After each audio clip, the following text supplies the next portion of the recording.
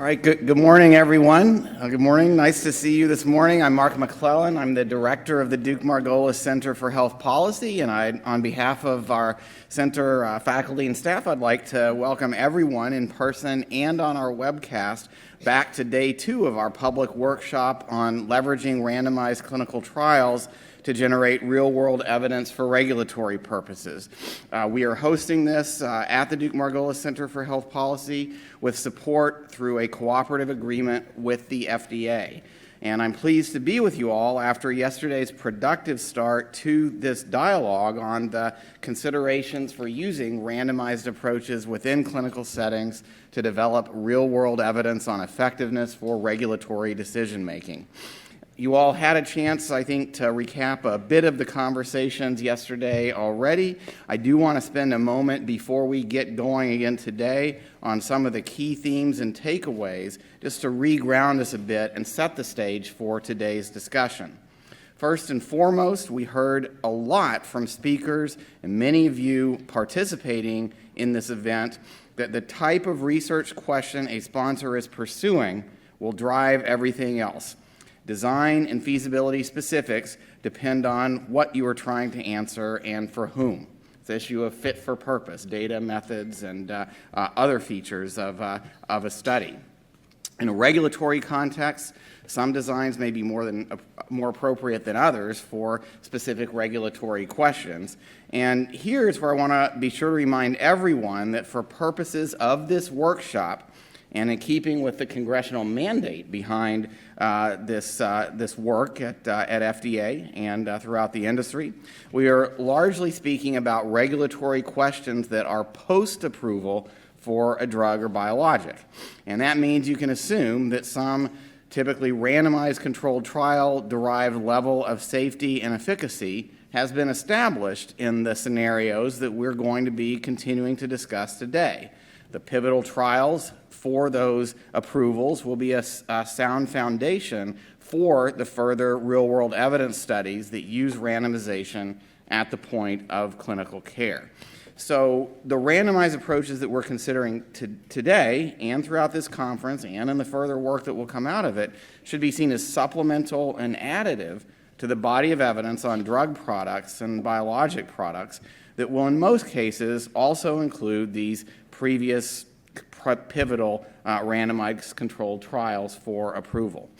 Now, a good part of the discussion yesterday focused on endpoints derived from real-world data used solely or in combination with more traditional randomized controlled trial data.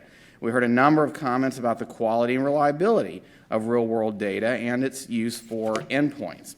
And whether you're defining a common set of data elements that are systematically captured within a therapeutic area and captured at the point of care, or mapping large data sets into a common model, it is combinations, electronic records may be supplemented by special therapeutic area information relevant to the research question at hand.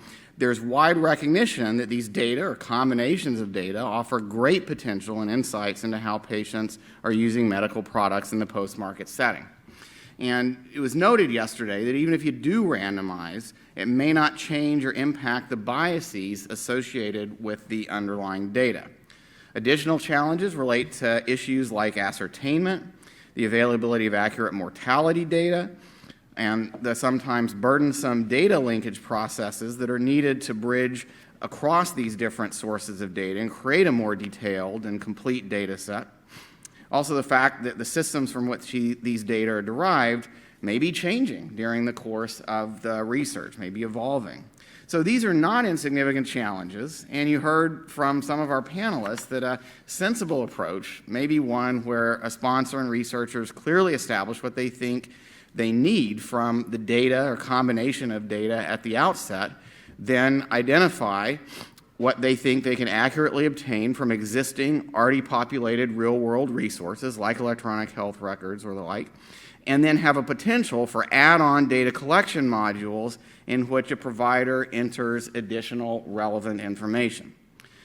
So a lot of discussion of these data issues, but we all know that the data themselves are not evidence, and that methods and analytic approaches need to be applied to the data to turn it into conclusions, evidence about a medical product question. We discussed a lot of design and analysis issues, and I'm not going to try to cover all of them in just this short summary.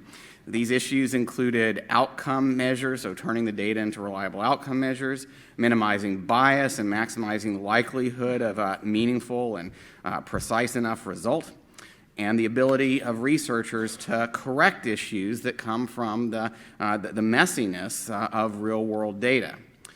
Much of these considerations are caught up in patient recruitment, blinding, statistical analysis for causal inference, and there are a variety of approaches that we covered and that have been addressed outside this context for these kinds of problems. The ultimate design and statistical analysis plan, though, still hinges on that core question that the study is trying to answer and the intended regulatory context. I do want to spend another moment on blinding, which was the focus of an entire session yesterday, as you'll recall. Blinding is still a key part of randomized controlled trials that power an initial approval. Remember, we're talking about post-approval setting based on a foundation of pre-approval pivotal studies. Blinding and follow-on in real-world studies shouldn't necessarily be seen as an all-or-nothing proposition. Based on the underlying evidence about the already approved drug or biologic and the practicability of blinding in the real-world setting, there may be situations in which blinding is either infeasible or not necessary for the particular post-market research question and clinical context at hand. And we heard examples of some of these situations and how researchers have been able to mitigate biases that could arise as a result of issues related to blinding. And this brings me to the concept of a hybrid approach to these types of real-world studies. And that was mentioned several times yesterday. Leslie Curtis and others described how there's a continuum for many of these study designs, a continuum for how much or how many real-world data sources are used, or for how many different types of design features from real-world evidence methods are included. And so we need to understand that, again, the question itself, the research question itself, will drive how real-world data sources are used, what methods are applied to generate real-world evidence through randomization, and what hybrid study design should best address those needs. And finally, a reminder that we heard many times yesterday is that the real world is, by its definition, messier than you might like it to be. And the ways to deal with these imperfections in data and the application of methods to these data are through pre-specification, research design, analytic approaches that we hope to further explore as this whole area of real-world evidence is developed in conjunction with further guidance from the FDA. There are many potential biases and other concerns yesterday that arose, which are not unique to randomized real-world evidence studies, but also reflect issues that have long been known to arise in messiness in traditional randomized controlled trials. Perhaps to a lesser extent, perhaps different in nature in some cases, but not completely new in the real-world evidence context. And we often talk about how real-world data and real-world evidence can make studies more efficient or simpler, but I think it's important to view that result of what appears to be a simpler and complete study design as reflecting a lot of attention going into it in terms of investigator and data oversight, patient adherence, methodologic challenges, infrastructure and resource constraints. So these are issues that need to be addressed and planned for, ideally with the inclusion of stakeholders involved in the clinical area to enable more widespread use of these types of studies. So those are some of the themes that came up, and it's exactly these practical and operational issues that involve going from the concept of using real-world data and real-world evidence through a randomized approach to augment post-market evidence. It's exactly these kinds of practical and operational issues that arise when you try to do that in any specific context that we'd like to turn to in our sessions today. So we're going to have two main sessions. The first one is focused on important regulatory considerations to monitor trials embedded in clinical settings. This is going to be followed by a session to discuss key infrastructure issues and other important enablers or barriers of these trials that are critical to their success and how this might fit into FDA's development and expansion of their real-world evidence framework and program. Then, at the end of the day, we'll have another open comment period, just as we did yesterday, where we want to hear from you to make sure we haven't missed anything on what you feel like the FDA should be considering when reviewing and using evidence generated by trials through randomization in clinical settings. Now, before we get started, I have a couple of housekeeping items to review. Just a reminder that this is a public meeting. It's being webcast online. We appreciate all the people who joined us yesterday and many and all the ones who are here with us today. We are going to be taking questions during the sessions. We'll have some time for that from our online audience. So please think of your questions as we're going along, in addition to having that extra time at the end for comments. And for those of you who are here in the room, please feel free to help yourself to coffee and beverages throughout the morning. They're located right outside. Okay, so with that, I'd like to start our first session on monitoring randomized clinical trials that generate real-world evidence. In this session, and for those of you who are participating in this session, this is kind of your cue to come on up. In this session, we're going to dig into some of the key regulatory and oversight considerations and some potentially unique or distinct challenges that result from implementing trials in clinical settings. These are issues such as the role and responsibility of principal investigators overseeing the trial, considerations for identifying and reporting safety events, and assessing data integrity using real-world data. So we're going to have three discussion topic areas teed up for the session, which will start with a presentation using the Salford lung study as an example. This is a widely cited study in the area of generating real-world evidence. We think we can learn a lot from it. We're not holding this up necessarily as the gold standard for everything, but really as a concrete, real-world effort to develop a trial integrated into clinical settings that was used to inform a regulatory decision. So for focus area 1 on sponsor conduct and monitoring challenges, we're going to begin by introducing the speakers on sponsor conduct and marketing and monitoring challenges. And they include Elaine Irving, the Senior Director and Head of Real-World Study Delivery at GlaxoSmithKline, Loretta Jakes, who's Clinical Development Director and Salford Lung Study Project Leader at GSK, Adrian Hernandez, Professor of Medicine and Vice Dean for Clinical Research at Duke University School of Medicine, and Leanne Larson, who is Corporate Vice President and Worldwide Head for Real-World Evidence at Parexel. So I want to hand over now to our two presenters, Elaine, who is with us in person, and Loretta, who will be dialing in remotely. I'm hoping that technology is working just fine. And so, Elaine, over to you first. Thanks. Thanks, Mark. Okay, I'm proud to use this from you, sir. Okay. So yeah, thank you again, everyone, for the opportunity to talk to you this morning. As Mark said, I'm going to start by introducing the Salford Lung Studies, which I guess was GSK's first venture into this more real-world trial space. It was the concept for the Salford Lung Studies was born a number of years ago, long before probably most of us in this room had considered conducting randomized controlled trials in the routine care setting. So it is unique in a number of ways in that it was pioneering in its time, but also, and I think remains to date, is still the only first phase 3 randomized controlled trial to the scale to be conducted in the routine care setting.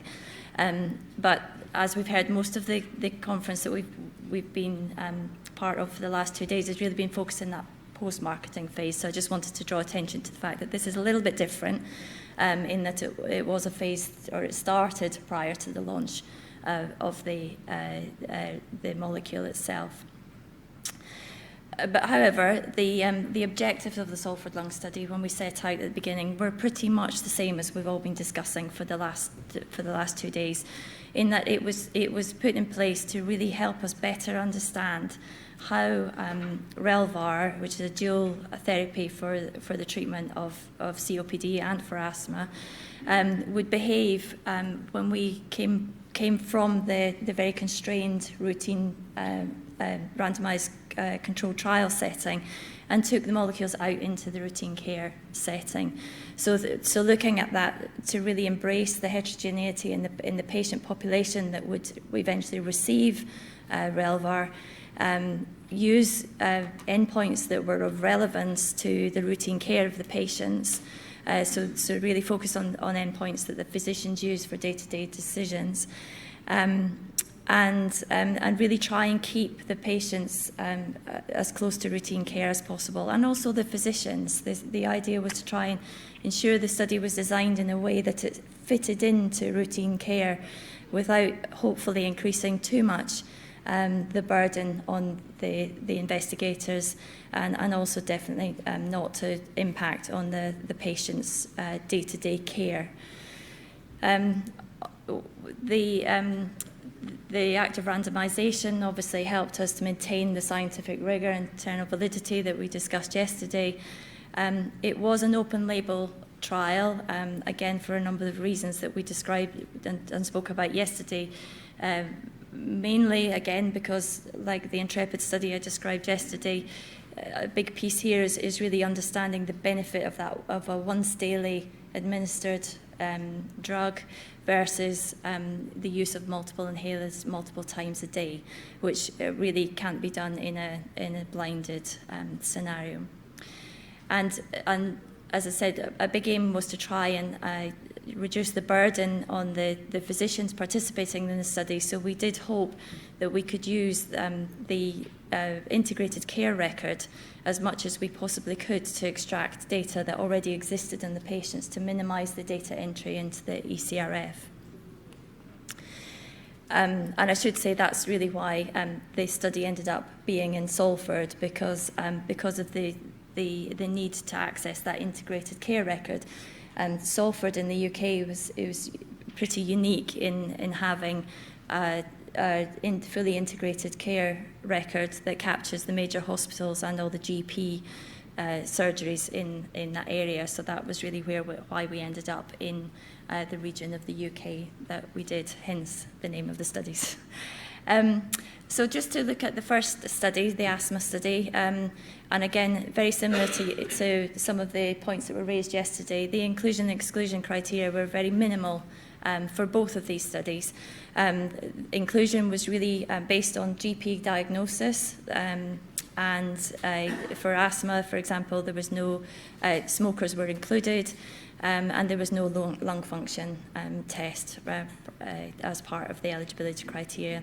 Patients were then randomized to Relvar, or they continued on the usual care. The primary endpoint for this study was the asthma control test that was conducted at 6 months, but part of the reason for that was that we wanted to try and time the delivery of the data with the launch of the molecule, so that we had the data at the time of launch to support a lot of the decisions that the health technology assessment agencies need to make decisions about the value of the medicine, but also physicians for using the medicine as well.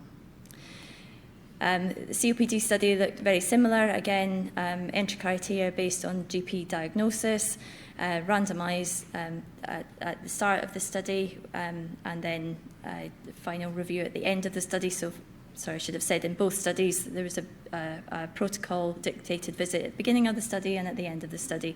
In between time, the patients were treated in accordance to their routine care. So if they needed to attend their physician, they would do so.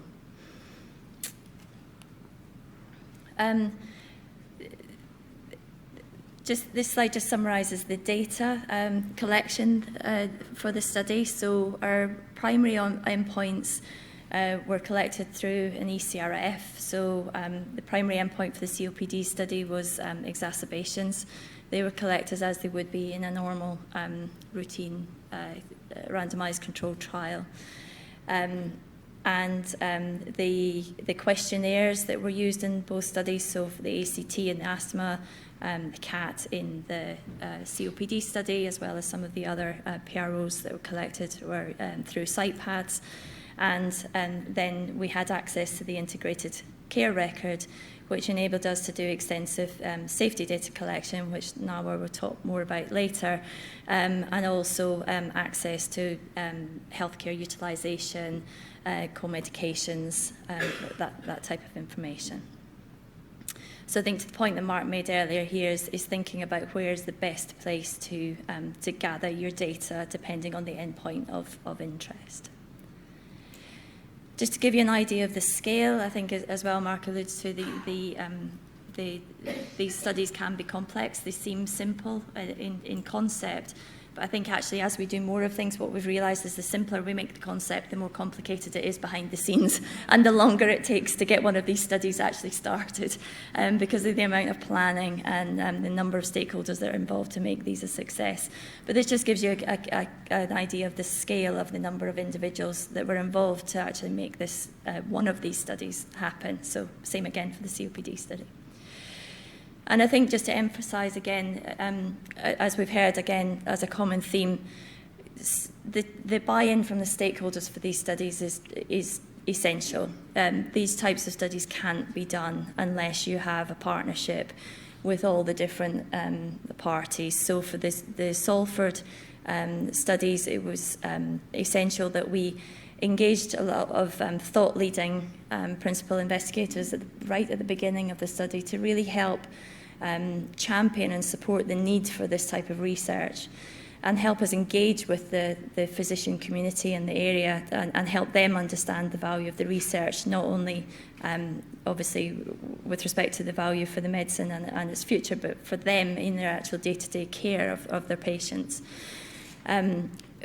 We also had a lot of help from the local commissioning groups where we engaged with GP committees and groups to promote the study. There was a need to engage with the hospitals to help them understand the study. The pharmacies obviously were engaged as sites because we were trying to supply, or we did supply the drug through the local community pharmacies. Obviously, this was investigational products, so they all had to be trained in GCP and be set up to manage trial supplies. That's not something a community pharmacy would normally do. It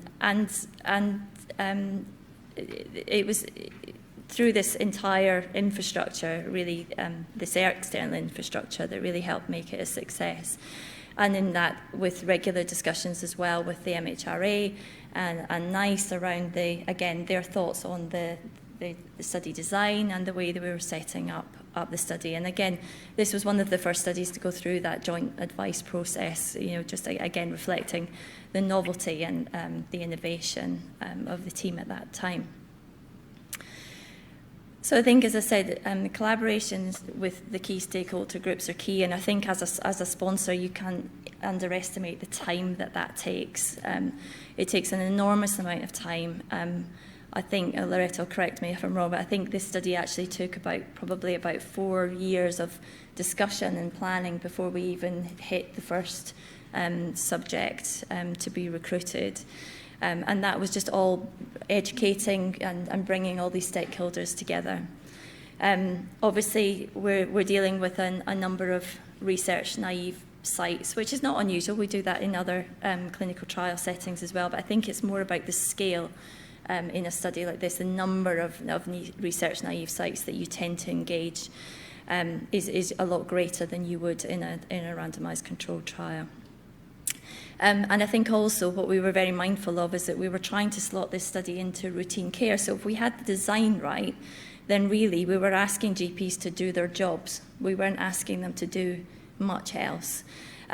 So what we were trying to do was, yes, everyone has to be GCP trained, it's an interventional trial, but really work to try and adapt training to suit the purpose of the study. We were aware that this was not something that GPs were used to doing, nor did they have the time to do it, really. So we did supply a large study nurse support team to the physicians, who really helped with respect to finding patients. So they would run searches across the EHRs to find patients and support in contacting and bringing those patients in to the study. They would carry out study visits, and they would help enter data into the ECRFs as well.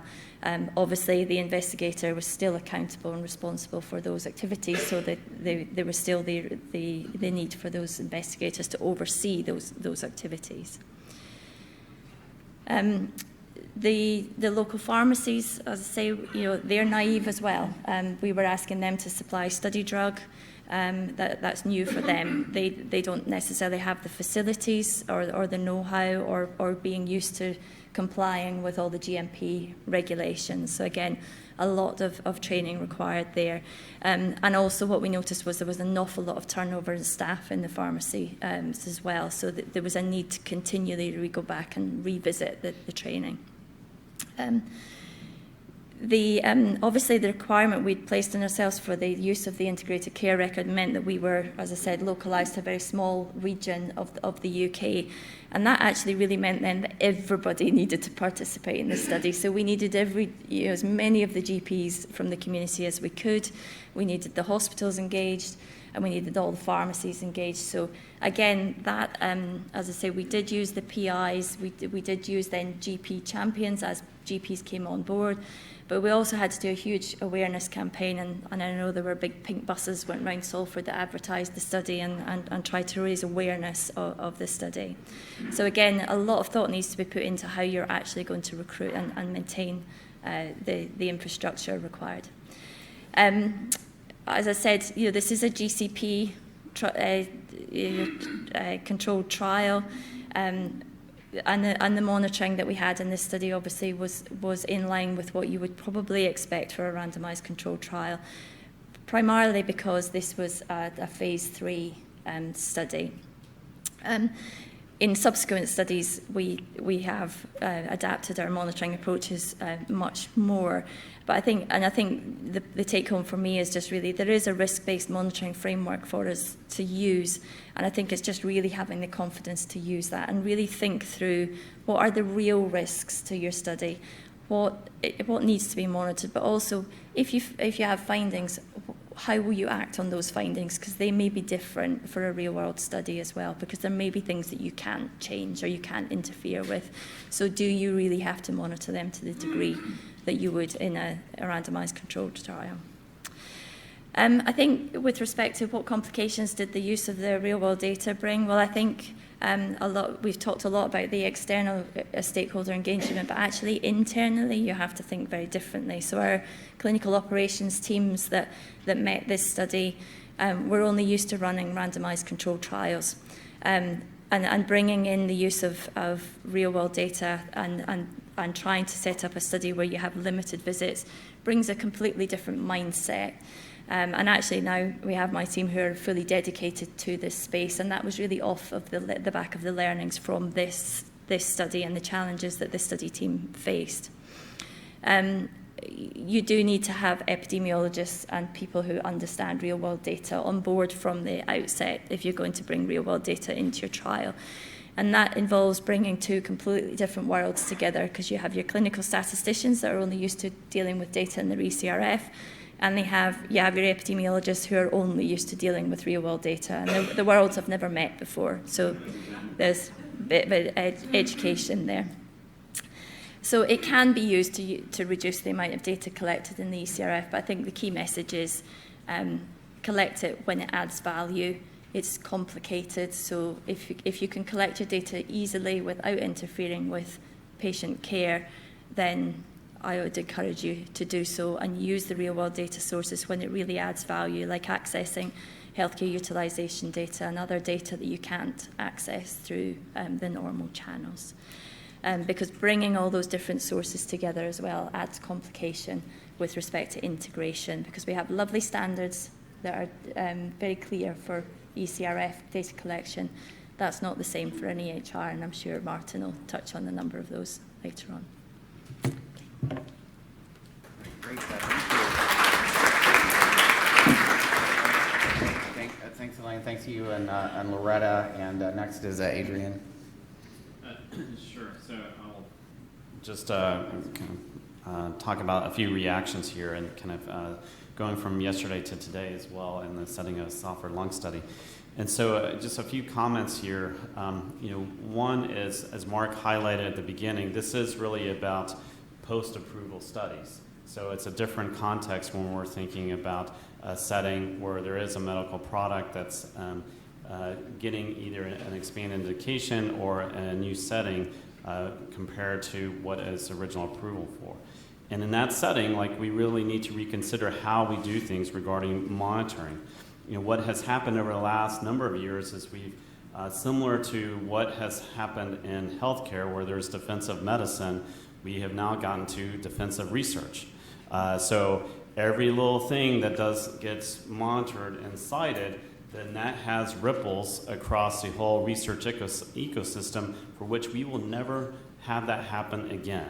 And so it doesn't matter the context, that's what's the reaction there. And so we need to recognize that and deal with that. So let's get away from defensive research to actually proactive research. And those are the elements that people have talked about in terms of quality by design. So consider the context, refine the approach, and deliver on what is said.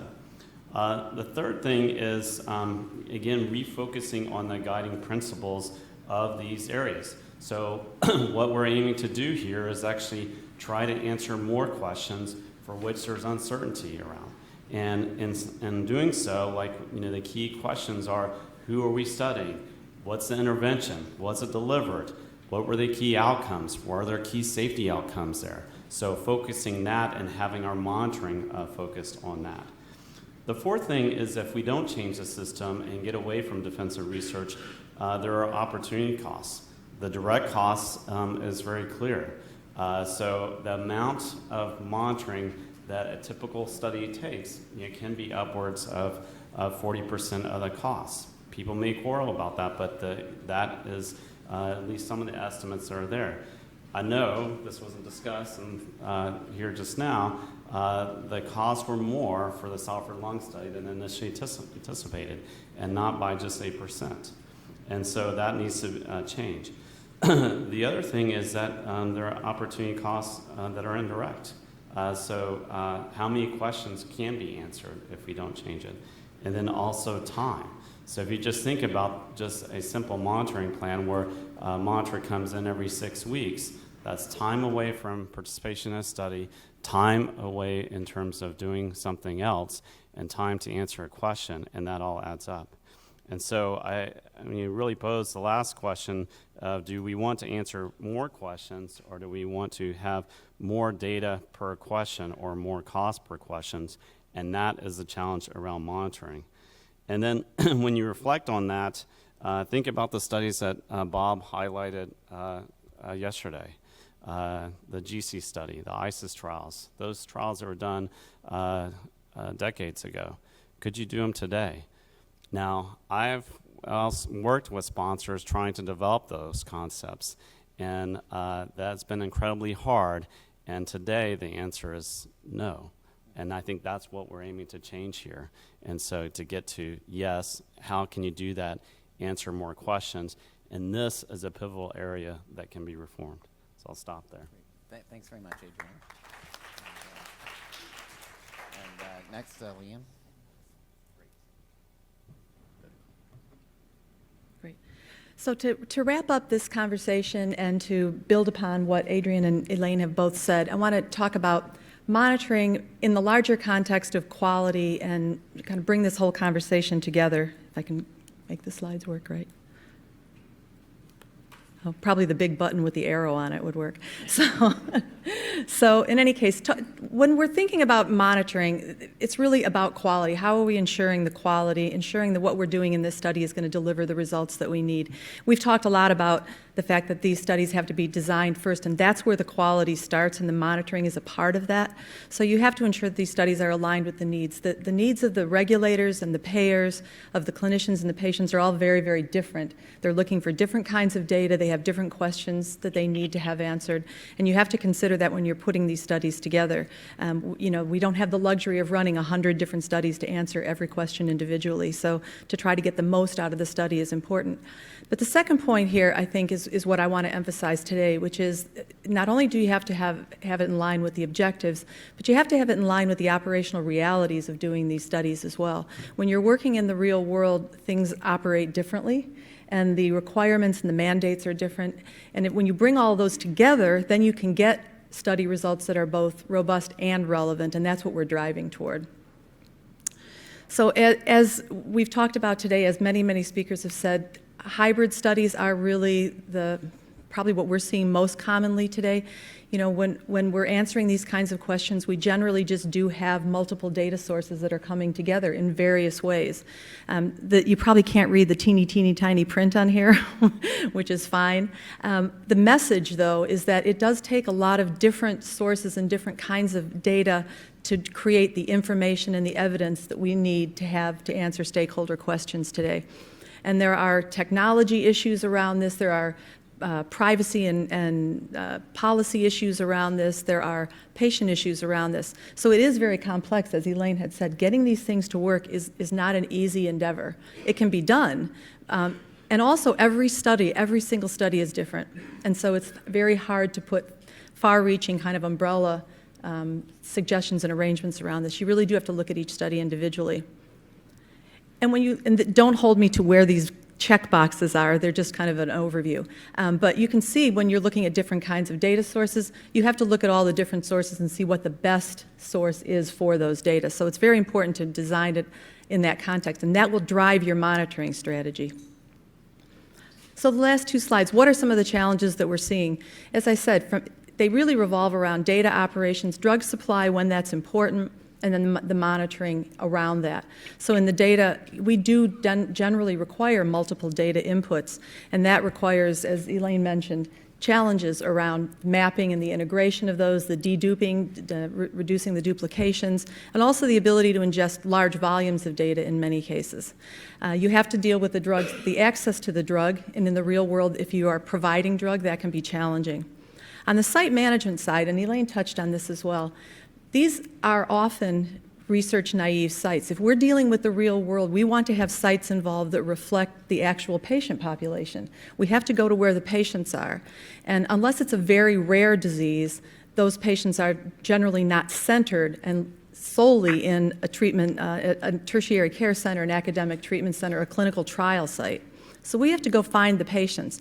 And operating within that environment, in monitoring a study within that environment, means that we have to be very sensitive to their workflow, their patient flow, their staffing, the amount of time and effort that they can put into this. So we have to be very careful around that. So how do we address these challenges? You have to get the specialized teams involved in this, medical informatics, epidemiologists who understand how to work with the data, who understand real-world data. It's very critical.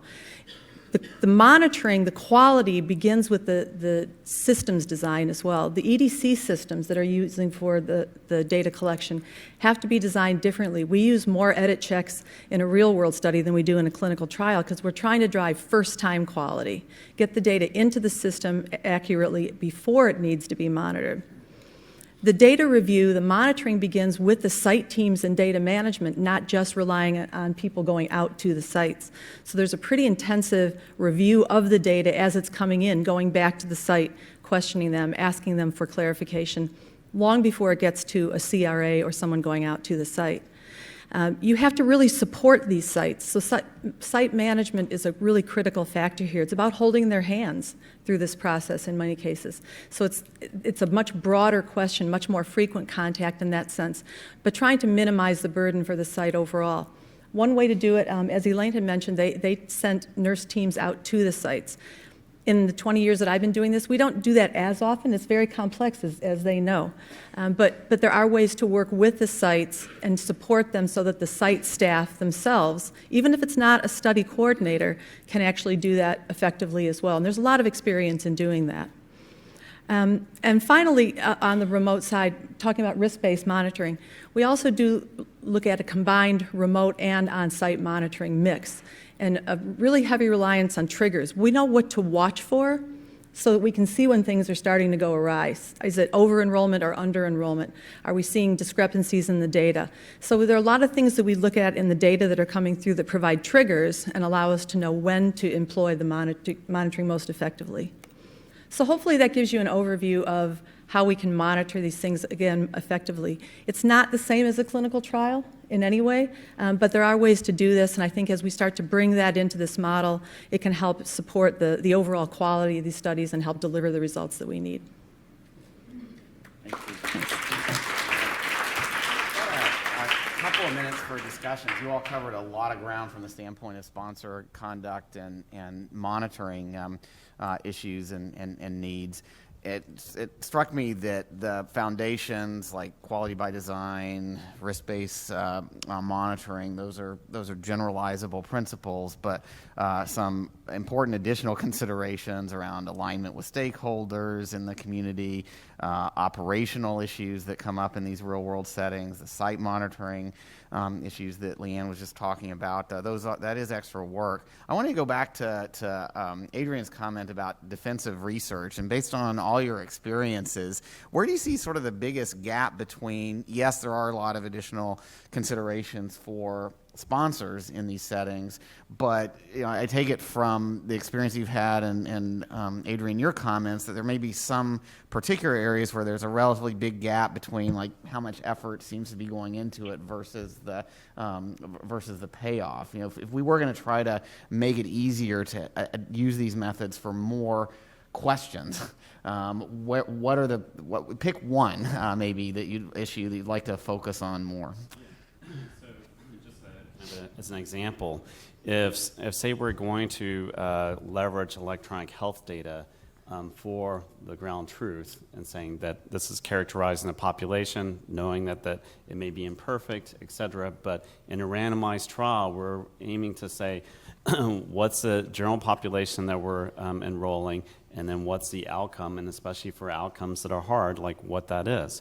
The questions that come up are, then when you see things in electronic health data that may vary because practice varies, what do you monitor?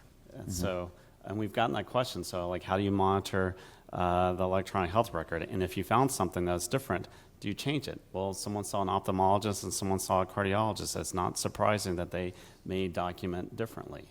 And so what's the ground truth there? So that's one example of just taking advantage of the data. The second thing is that like there are things that are maybe the focus of monitors and or sponsors because of something else that happened in a completely other therapeutic area in a completely different phase of an indication. And so what someone does for a phase 2 study or phase 3 study may be very different than focusing on sodium levels or potassium levels in a phase 4 study that's in an adjacent population, ending with an aim for either expanding an indication or informing greater clarity in a label. We have time maybe for one question, or if there's a quick one. Yeah. From Pfizer. I'm very, very thankful for the example that Elaine and Leanne and your comments, Adrian. I'm very motivated to do something like that. I'm just saying right up front, I'm very motivated. Have you discussed this kind of design with FDA? And following that, what does that mean when the results come? Is it supportive of an indication or a change? What do you think the value of doing this would be? I can't really comment on detailed discussions, but I think it comes down to, again, the key point that we've we've been saying the whole way through is it depends on what question you've asked with the design and what the intent of the study was. This study wasn't designed to direct any kind of regulatory change or request for a label expansion in the outset. The EMA did ask that we use the study to support additional post-marketing safety data collection, which we were able to accommodate in the study. I'll say I've had positive conversations about that with our FDA colleagues and then also folks with sponsors. Where it comes down to, though, like when there's actually a clear use case that this is really relevant, it's important, there are elements here that can be highly streamlined here. There are concerns of what happens 3 years from now or 4 years from now. And so, and a kind of review cycle, like, is there anything that could come up, so-called unknown unknowns that like people have to mitigate against? And so then that's when it kind of unravels. And so sometimes I hear from our colleagues at FDA, it's like, hey, no one just comes and asks. Like, send a proposal. The context matters, so forth. And then on the industry side, we'll hear that, hey, we're worried about something coming up because of something unrelated. And so that's what comes up. Yeah, it does seem like that FDA's made clear that, I'm sorry, Leanne, did you have a comment? You go ahead, and we're going to have to wrap up. The only thing I was going to add was that with regard to RWE, the majority of the agency interactions that we've had have been with regard to safety mandates. So lots of studies being done around the world that are in response to the mandates being given to the products. More recently in synthetic control arms as they're attached to clinical trials as well. Yeah, I do think that as this meeting reflects, the FDA interest in early engagement is definitely expanding to issues beyond post-market safety questions. And as the recurrent theme of the context matters, the specific question matters, hopefully coming out of this will be some more relevant guidance to different kinds of contexts. But I think the FDA, I'm not speaking for FDA, but I think they're very interested in hearing from you about how to design your particular study. And I want to thank our panel for a great discussion of some very important issues in sponsor conduct and monitoring for real-world evidence development. Thank you all very much. And we're going to zip right on to focus area 2 on safety monitoring that will look at the key issues and processes involved when identifying safety events with real-world data. Our speakers are coming up to the stage now. Noir Bakerley, who's clinical director for the Department of Regulatory Medicine and division chief and clinical information officer at Salford Royal Foundation Trust. Greg Ball, principal senior statistician at Merck, and Ellis Unger, the director of the Office of Drug Evaluation 1 in the Office of New Drugs at Cedar. And we're going to hear first from Noir.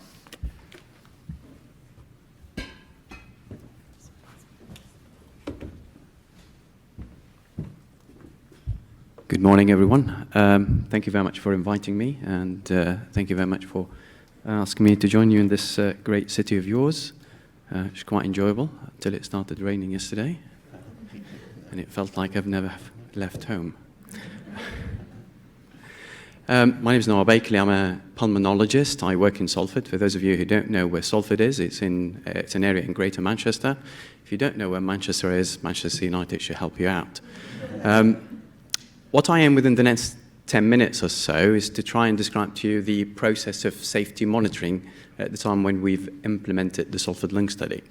There are two things that I'd like you to remember. First of all, my slides are complex, so apologies about that. They've gone through many editions of reiteration to try and simplify them. And the second thing is that the Salford Lung study, when we started talking about this, was about 10 years ago. So technology has moved on quite a big time. And obviously, things have moved forward as well in relation to our understanding of real-world medicine. This is my conflict of interest. I'm working on it. This is the design of the Salford Lung study for the COPD study. I'm not going to go through that again because Elaine already mentioned this. The number I'd like you to have a look at is around 2,800 patients. This is the asthma study. The number is a little bit over 4,000. So there is about 7,000 patients between asthma and COPD. And really the two things here, first one is this is a safety monitoring nightmare in a study that started about 10 years ago, first of its kind, pre-market authorization. So the bar had to be set really quite high. And second thing is this was a recruitment nightmare because we were aiming to recruit about 40 to 50% of the population, the target population, or the population that suffered from the conditions within the area that we're recruiting from. So it really had a lot of challenges. And if I'm just going to focus on three main challenges, try and set the scene a little bit, the first one is that how we ensure that we don't interfere with normal care. And that is really quite difficult, because obviously what is the definition of normal care? And that could be a moving target. The other thing, which I think it came out in the previous conversation, is about how do you train a whole army of clinicians, primary care physicians, pharmacists to participate in a study, pre-market authorization, remember, because that's really quite important. So from dispensing of medications, stocking, accountability of medications, good clinical practice, PI responsibilities, all of this.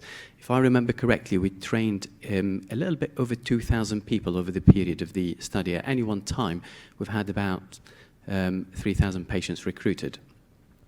One of the essential things when we've set the sulfate lung studies to ensure that drugs are accessed through the usual pharmacies. There's no point of doing a real-world study and patients are going to central pharmacy to pick up their medications. That has to be set up with people picking up their medication through their own pharmacies. But then the next challenge, which is the more relevant to my talk, is that how we ensure robust safety monitoring is maintained without affecting routine clinical care. And perhaps that's maybe the reason to why our colleagues within GSK came to Salford, because for those of you who know the UK's healthcare system, we kind of the mirror image in terms of digital maturity. Our primary care is very well mature, had been digitally mature since the late 80s. Our secondary care is not. The unique thing about Salford is primary and secondary care were very digitally mature, and they were connected. So there was what we call Salford integrated record, which really helped to create that sort of environment to enable the electronic following patients electronically. I'll describe that in my few slides that are coming up next. And we had to develop a dedicated safety team, and I'll obviously also describe what that looked like. We also needed to ensure that there is a robust collection of study endpoints. I'm not going to touch on this, but obviously the use of electronic medical record, it helped immensely. We've created an electronic CRF, and perhaps maybe my colleague Martin Gibson will talk about that in his talk. So this is my first complicated slide, and I do apologize about this, but the way I want you to think about it, if you look at the linked database, that's the center of operations, that's the headquarters, and everything else is pretty much like coming as a tentacle out of that. So think about this as a big octopus, a big good octopus, not a bad one, a big octopus, and the head of the octopus is the center of operations, that's the linked database. The tentacles are reaching out everywhere. Some of those are fiber optic, so the data is coming very quickly. Some of those are broadband, data coming quickly, but not as quickly. And some of those are landline, coming a bit slowly. So if we are going to apply that analogy into what I've described, the fiber optic ones are the data that are coming from the local hospital and the local GP practices. The sort of the broadband type of data, that's the data that comes a little bit slower, that data that takes about 24 hours, some primary care organizations also. The slower data is the national data. So what does that mean? That means if a patient is recruited into the study, ends up being admitted in a hospital down in London whilst they were on a day out, their data is not immediately available because that comes through the national extraction of data. In addition to that, there is data that's coming through from the ERT, the questionnaires that we're using, and those are sort of the data that comes instantaneously into the system. And what that big head of the octopus does is that kind of processes all the data and sends it to GSK Center of Operations in an anonymized fashion. My next complex slide. The thing to try and explain in here, which helped us in doing the safety monitoring, which is something that's unique perhaps to the UK, is that every patient in the UK or every citizen in the UK has NHS number, National Health Service number. It's a unique identifier of each individual. And that helped us because that enabled us to put an electronic tag on the NHS number of every recruited patient, and that electronic tag would allow us to track where patients are within the healthcare system. So if you look at the left side, you've got a patient interacting with a variety of different healthcare providers, whether it was out-of-hours service, hospitals, primary care, research nurses, other hospitals, pharmacies. Every time that patient interacts, the NHS number is entered into the system. And as the NHS number is entered into the system, we'll be able to extract that signal and analyze that signal. So the safety team, which is sitting right in the middle of that slide, every day, they would go into that big linked database that I've described to you in the slide before, and they would open that up within the appropriate interface. They have an interface for safety monitoring, and they look at the alert that comes through, and they analyze these alerts. Some of these get discarded, some of these get investigated. As I told you, it was pre-market authorization, so at the beginning we had really set the bar very, very high, so nothing was discarded, but as the drug then sort of got market authorization, we're able to turn the dial now down a little bit to try and reduce the noise that's coming through. So for example, if a patient turns up and gets a blood test and the blood test is normal, we're not interested in that. But if they turn up in accident emergency and they fractured a bone, we're interested in that. So once the safety team gets the signal, they analyze it, they look into the record, they contact the GP, they contact the hospital. If it's another hospital, they get the history, speak to the PI, who would be the GP of that particular patient. And I'm just going to move to this slide. If you look at the purple or the pink-colored square in the middle, safety team will review the event, then they will complete a serious adverse event on behalf of the PI, then the principal investigator will be asked to allocate causality and severity, and then all of this gets submitted to GSK. The structure of the clinical safety team, please don't judge us on that. It was big, but it was big for a reason, because we set the bar really quite high because we didn't really know what to anticipate. We had a pulmonologist, and that was myself. We had clinical research medics, and they were my clinical research fellows. There were 3 of them. There were 13 monitoring nurses. There is a GSK medic, a dedicated technical support through Northwest eHealth, my colleague Martin Gibson is going to talk about in a second. And we had a dedicated GSK staff within GSK Global Safety Office, and we have one whole-time equivalent who was looking at all the safety alerts that were coming through. They were bombarded with that. So it was what it was, and obviously as time went on, the volume of data that's going through started to drop down. But Elaine had already explained to you the amount of data that we eventually collected through the COPD and asthma. This is my last slide, and this is the publication of how we've conducted the safety monitoring, if you're interested in learning a little bit more about that. Within that publication, there is a graph that describes pretty much what I've described to you in the previous slides. Thank you very much. Thank you very much. Go ahead, Greg.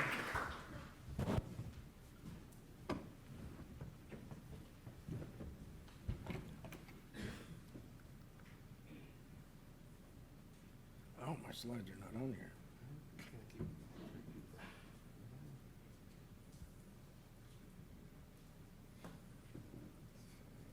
Or was I going backwards? Oh, that's the big arrow forward you were talking about. Yeah, that seems to be tripping people up this morning.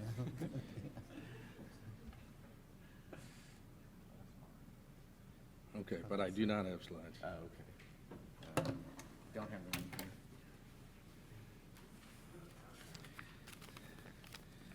It's very prescient yesterday. Somebody was talking about, oh, I need to always make sure I have a copy of my slides with me, so I learned from that yesterday. Well, please go ahead, apologize, and we'll see what we can do while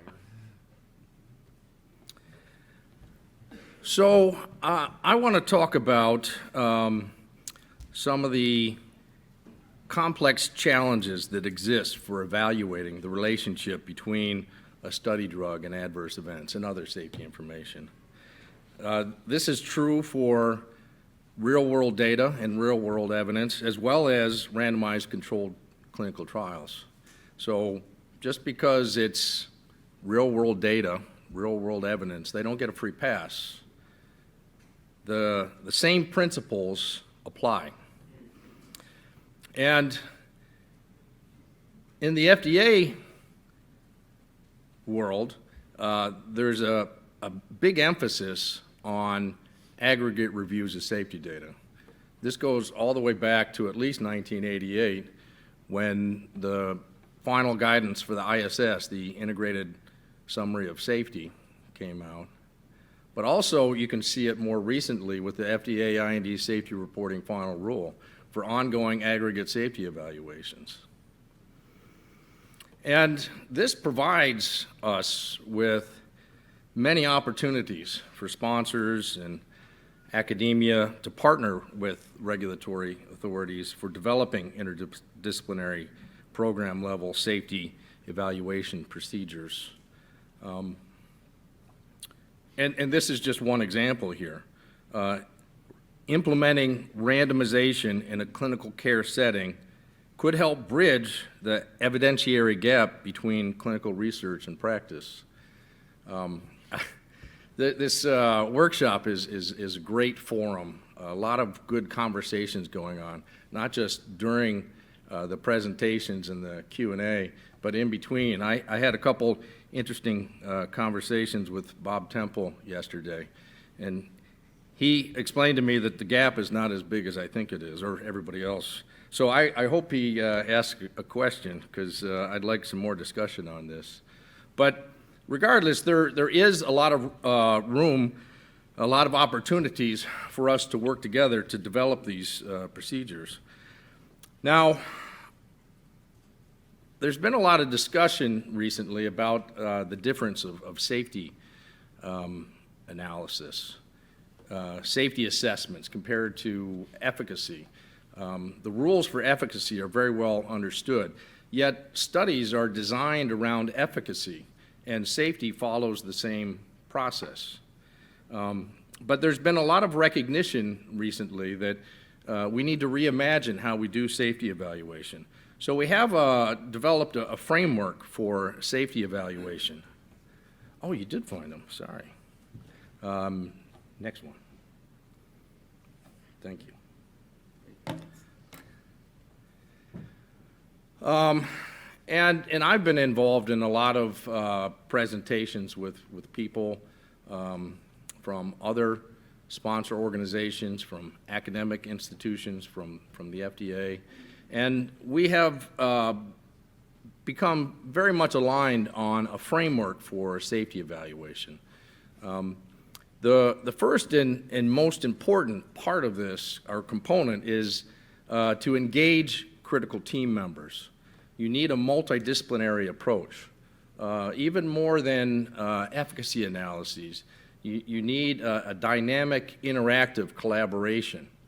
And unlike efficacy, where you have a single primary and a few key secondary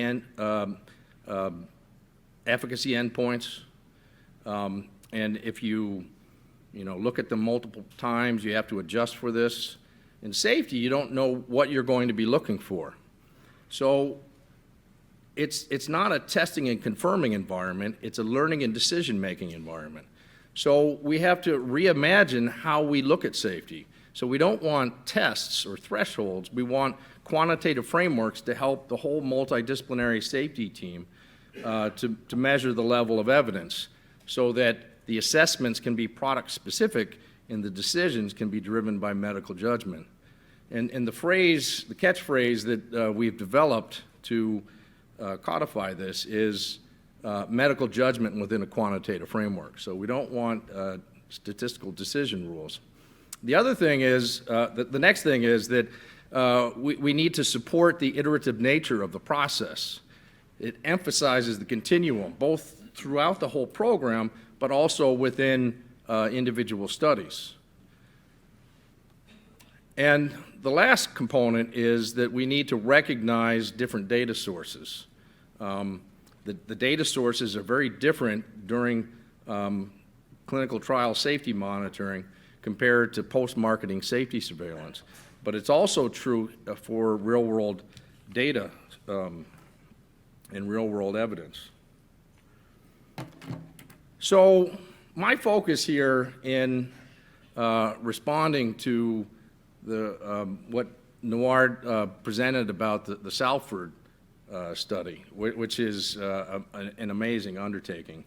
And as they explained to me earlier today, they over-engineered the process, and it's a good thing because as the first one, there's going to be things that develop that you didn't anticipate. There's no previous example. So how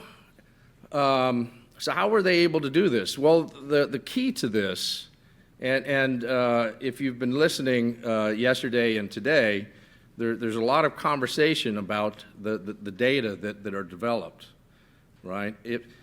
Whenever there's healthcare going on, whenever there's a healthcare procedure going on, there's information that's available. But if we don't capture that and get it entered into the database, we can't analyze it. So the key to the success of Salford and other studies like this, using real-world data to provide real-world evidence to enable regulatory decision-making, is creating high-quality, interoperable networks of data that can be seamlessly leveraged for clinical and research purposes. And if you have the data, and not just data for individuals, right? You have an array of data sets that make up the whole database. You need to be able to connect what is happening for each patient's experience with the health care that they received. You got to connect the electronic health records with the claims and also the exposure, so the pharmacy data. And you get that here. Because they have a dedicated safety team that engages all of the critical team members, although I did notice that I didn't see statistician on there somewhere. So I think that should be added. Statistician or data analyst should be a core team member of the safety team.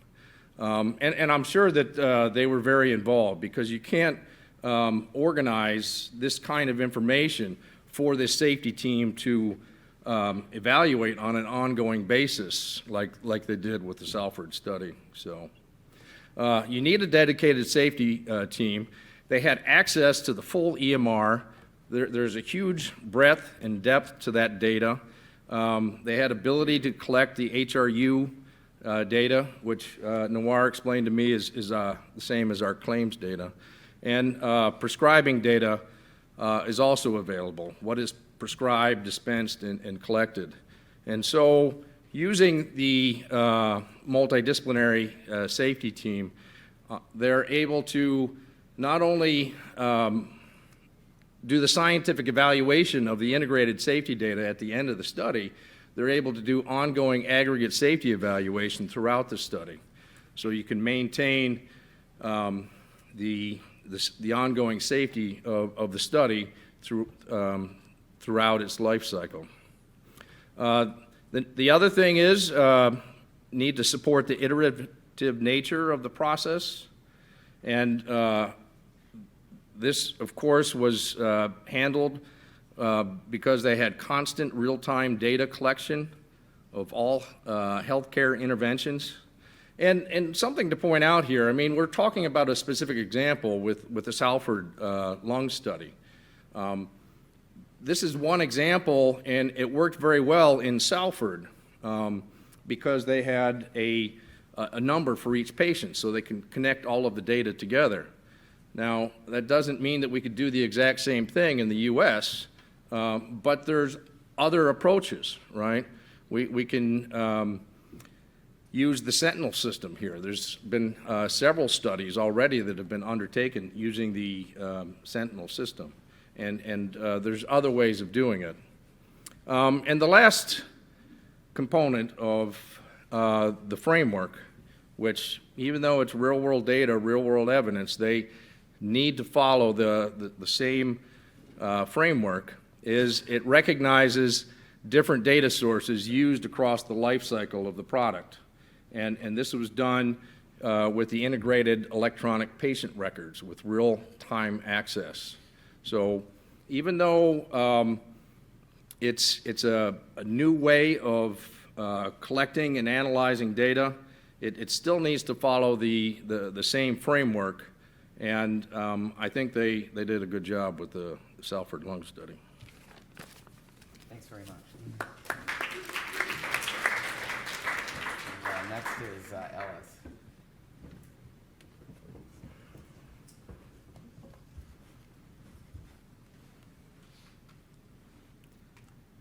I'm just, they're loading the slides. Yeah, I want to thank the organizers for inviting me to speak this morning. I have to say, I had some apprehension about speaking because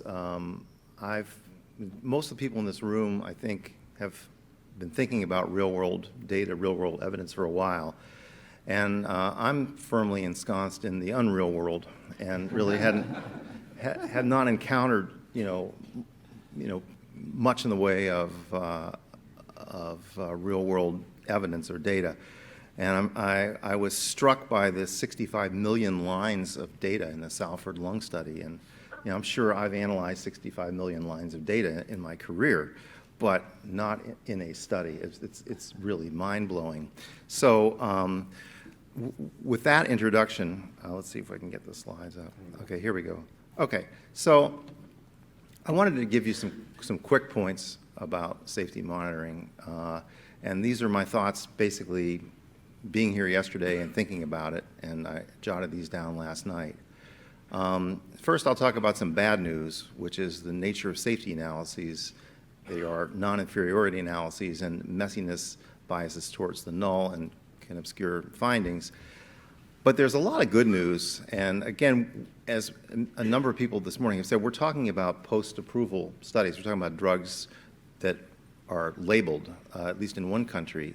And the good news is that once a drug has been approved, its risks and harms should be well characterized. And so safety monitoring and studies for new indications can be less intensive in many circumstances, maybe way less intensive. So let's talk a little bit about the bad news. So the safety analyses are indeed non-inferiority analyses. So the messiness of patients discontinuing the drug or switching, or you have the wrong diagnosis, or you lose data, all that is messy. And Bob Temple told you yesterday that for real-world evidence, if you're trying to show non-inferiority, the messiness biases towards proving that the drug is non-inferior to the control. And because safety analyses are inherently non-inferiority analyses, the same thing applies. So if everybody in the study just flushes their drug down the toilet on the first day, you will invariably find that the drug is safe. So the messiness is a problem in that regard. But there's good news, which is if a drug has been approved, then the risks and harms should be well characterized. So the safety monitoring can be less intensive. And so one may not need to collect or analyze the non-serious adverse events, all of these things, routine physical exam data, vital signs, weight, routine labs, EKGs, concomitant drugs. And what we do need to collect are probably the serious adverse events and maybe adverse events of special interest, if there are any. So many of the serious adverse events will involve hospitalization, and they'll be captured in claims data. Some serious adverse events, so I'm talking about an MI or heart attack. A fracture may not involve hospitalization, but it could involve a trip to the doctor, and that'll generate a claim. You're going to miss some serious adverse events that don't require a trip to the doctor. I don't know how they will be collected in claims data. I was planning last night to take some large outcome trials and go through the data and look at all the SAEs and show you a plot or a table of the serious adverse events in total and those that involved the hospitalization, and show you, for the different serious adverse events, which ones involved the hospitalization, which one didn't. Unfortunately, when I got home from the conference yesterday, I live locally, my power was out. And so my router was down and I couldn't do it. I think it's pretty self-evident that the things like MI and stroke are captured in hospitalization, and you're going to miss some serious adverse events, and that's just how it is. The other thing that you need special treatment for would be adverse events of special interest, if there are any. Sometimes you're interested in particular things. Many times you're not.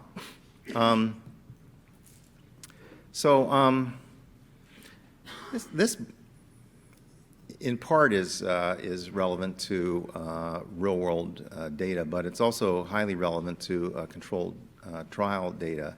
And this dovetails with Adrian's comment half an hour ago about, I don't know where you are, but about this defensive research, which is really, I think, a huge problem, which is let's collect everything because some regulator might ask us in a year, oh, well, what were the CBCs?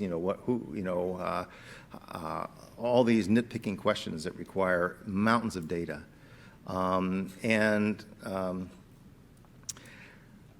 We put out a guidance in 2016. It's called Determining the Extent of Safety Data Collection Needed in Late-Stage Pre-Market and Post-Approval Clinical Investigations. And what it basically talks about is collecting less than usual safety data in those situations where the safety data are well characterized. And my particular office oversees the Division of Cardiovascular and Renal Products, and we've told many sponsors, look, don't collect all this stuff in your next trial. You want to do a cardiovascular outcome trial, that's great, but we already know how many headaches and hangnails the drug causes. Just collect the serious adverse events. And they thank us, and they shake their heads, and they walk out the door, and then when they send in the final protocol, they're collecting everything. And that happened time and time again. And it dawned on us, well, maybe the problem is regulators across the pond.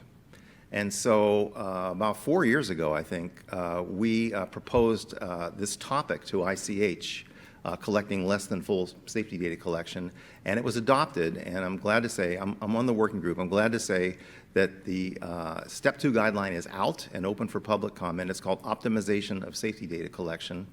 And the interesting thing was that a lot of the resistance in this approach was not coming from the regulators across the pond or in Asia. It was coming from companies who were just firmly entrenched in the idea that, well, they better collect it because they may need it. And I would love it if someone during the comment period who works for a company that's done one of these outcome studies, say for an anti-diabetic drug, could tell me exactly what they learned by getting vital signs, every lab, every concomitant drug, every non-serious adverse event. Tell me what you learned and tell me what it cost you. And I suspect you didn't get much bang for your buck. So this guideline's out, and I really do hope most of the people in the room would have a vested interest in this. You take a look at it, and there's a docket in the U.S. There are also dockets in other countries where you can submit your comments through official pathways to get them considered by the expert working group. Thank you very much. Thank you. I want to thank all our presenters. If there are any comments or questions, especially like this discussion about efficient safety monitoring collection in the post-market setting, focusing on serious adverse events and those where some supplemental data collection may be needed for special interest adverse events. We've just got time for maybe one or two, but I'm going to start with you and then go over here. Sure. So I've been involved in several diabetes CV outcome trials, so I totally appreciate your comments. So you're contributing to defensive research. Yeah, we did contribute to that, so I have to acknowledge that. And it's really interesting. I mean, those trials, I think, really changed the field because it's, really changed the possibility in terms of improving cardiovascular health. Now, that came from a few pages of the CSR. Now, there was a really long list of pages of the CSR that didn't change anything because the safety profile of different things, hypoglycemia, et cetera, are relatively known. There were some questions that were asked for a lot of GLP-1 trials, like the question about medullary thyroid cancer as an example, for which there are huge expenses for gathering calcitonin data. So we have one of the largest calcitonin databases ever, and if there's anyone interested in that, email me. And the number of cases of medullary thyroid cancer, extremely small. You couldn't actually answer the question in any individual trial and actually even across trials. And so I think that's where we really need help with kind of, again, getting to kind of fit for purpose, and this is a classic case. So, you mentioned hypoglycemia, something you were monitoring for. So this may sound revolutionary, but if you know that an anti-diabetic drug can cause hypoglycemia, it doesn't mean that in your safety study you need to collect information about hypoglycemia. You already know it. You need to monitor the patient, okay? But you don't need to write it down that you're and serious send it to regulators. comment. We already know that. Yeah. Just take care of the patient. Don't put it in the CRF. Next. Over here. After Elaine's presentation and all the stakeholders that were involved in the sulfur study, I realized that all of them were national stakeholders. And the particular situation in Europe is that we have one supranational regulator, which is the EMA. And I was wondering if for the sulfur study you had some interactions in these regards, and because that brings to another question that I think is very relevant for safety monitoring also, which is the heterogeneity of healthcare systems between countries and the ability and the feasibility of internationalizing this type of design.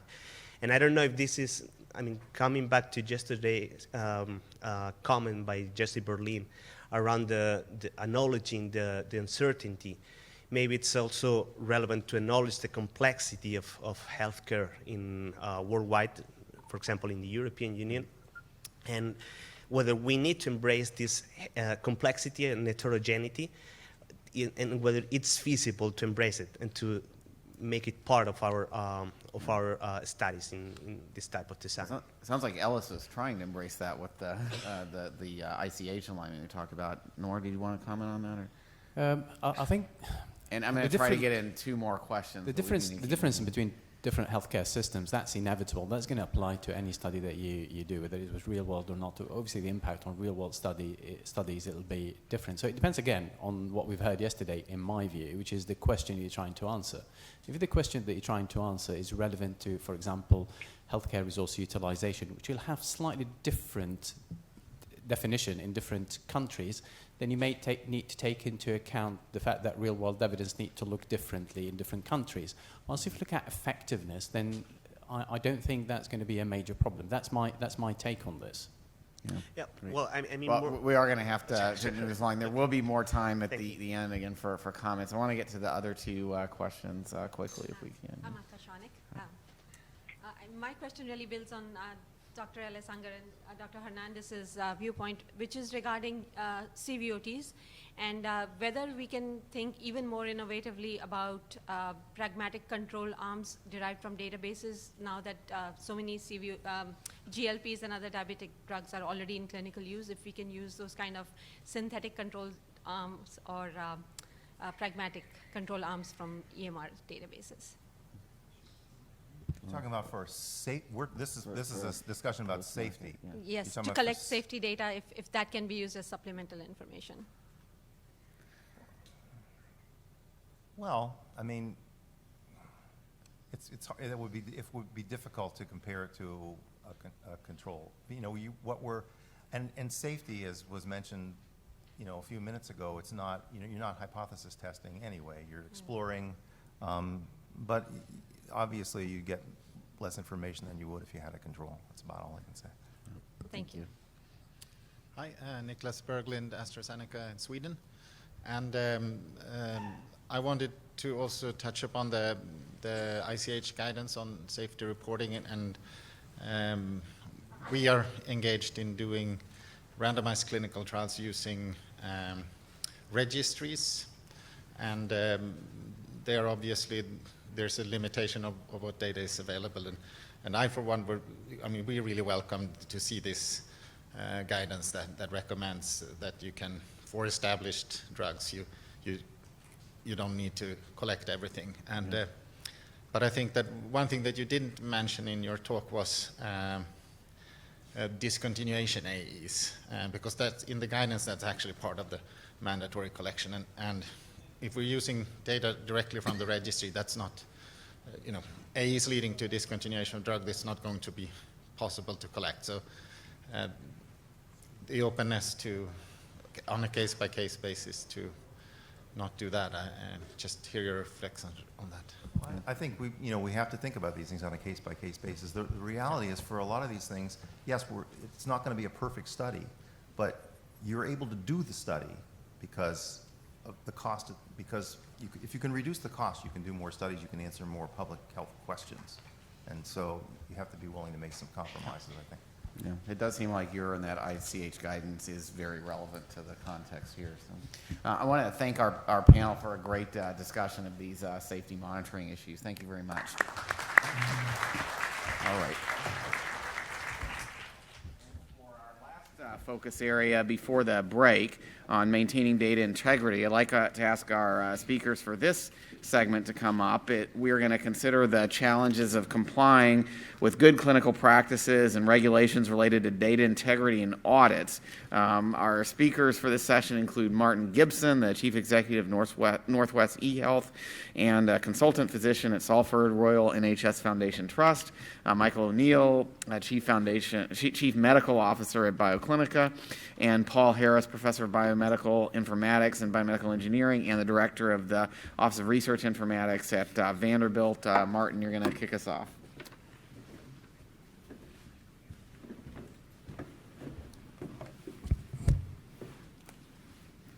Thanks very much for the introduction and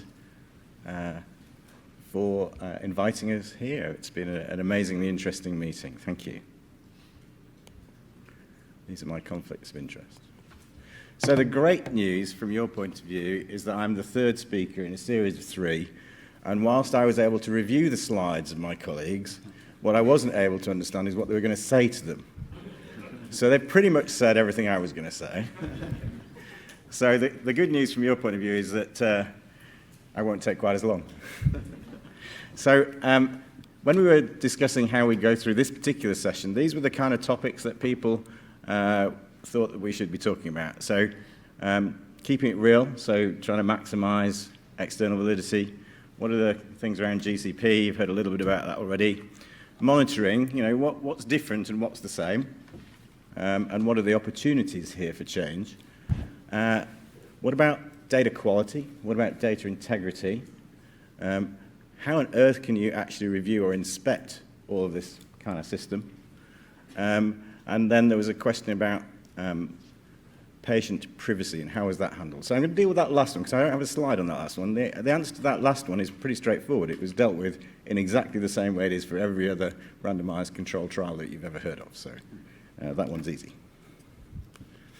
So, and I think Elaine mentioned this, I'm not sure it was 4 years beforehand, but it was certainly quite a long time beforehand that we started to think about how we'd do this study.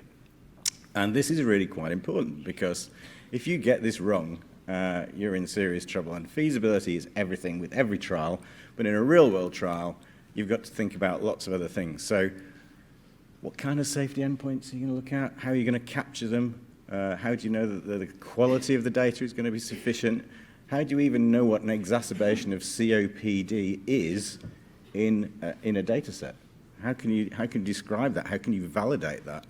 How can you be sure that the regulators are going to be okay with what you're thinking about? And that it's going to provide data for payers, which was important for this particular study. So, and again, Elaine's mentioned that this was one of the first joint forums that we went to. And we went there, I have to say, on that particular occasion, we were very nervous because nobody had ever tried to do anything like this before. And as we've said, you know, we probably over-engineered it, which may have added a little bit to the cost.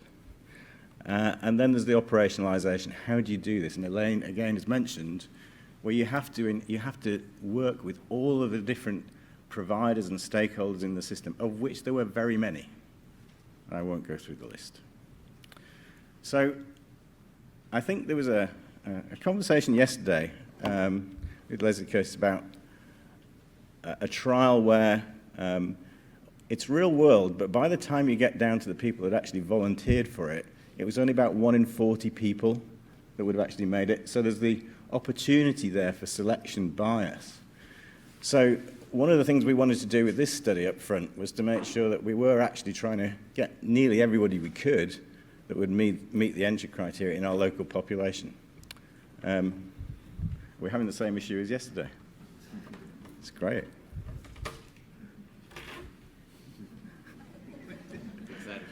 I'm now speaking on behalf of the hotel. So in the Salford and surrounding areas, there were, as you can see on this, which was published in the European Respiratory Journal last year, 11,700 people met the entry criteria. Sorry, there were 11,000 people with COPD, of which 50% met the entry criteria for the Salford Lung Study COPD trial, of which we recruited 50%. And I think that's a really important thing because we can actually say, when we're talking about a real-world trial, that this really did recruit the real people that represent the population. And how many of those would have actually got into a standard kind of exacerbation study? Well, that's the one over right at the right-hand side, which is actually only 841 of those people would have got into a typical COPD phase 3 study. This is my version of the picture that everybody else has shown, but I think mine's prettier. So, and the real reason is just to tell you about GCP, and it's really to mention again that there were a vast number of people involved in this. You know, in each GP surgery, we trained half a dozen people. In the hospitals, there were several people. In the pharmacies, over 130 pharmacies, with all that churn of people going through. So, again, over 2,000 people needed to be trained. Now, you have to ask yourself, was that truly required and necessary? And again, it's one of the things that we probably wouldn't do again, but we over-engineered it. So what about the data and monitoring the data? So this is actually, and I should preface this by saying that people over the last day or two have said, there's two real aspects to this. There's a technology aspect and there's a people aspect. And the far more difficult bit is the people aspect. And I would agree with that. But don't underestimate the technology aspect either, because it's pretty bad. So we had all of the different systems that were available out there. And although we have this integrated data system, it doesn't mean that there weren't lots of legacy systems. It doesn't mean they weren't changing all the time as we went through.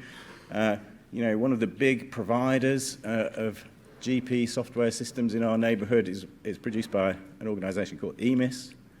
And they decided to move from just the information being in the GP surgery to a web-based system halfway through the trial. They didn't bother telling us they were going to do that. They didn't roll it out across all the GP surgeries simultaneously. They did it in dribs and drabs. So you have to have a system that sits on top of that can make sure that you're pulling all the data in and you're not losing anything. So, you know, if your data drop out, you need a feed alert, which you can see here. Now, that's easy. But what if the feed alert has dropped out, and how do you interpret that? Does that mean there's no data, or does it mean they've switched the computer off?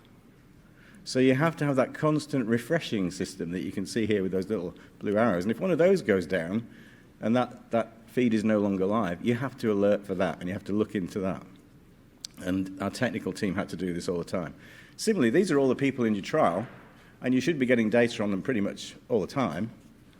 So if somebody disappears from your trial, that's not a good thing. So you need to know that that's happened, and you need to have a system that can say what happened, where has it happened, how do we maintain that data flow for that individual, where have they gone?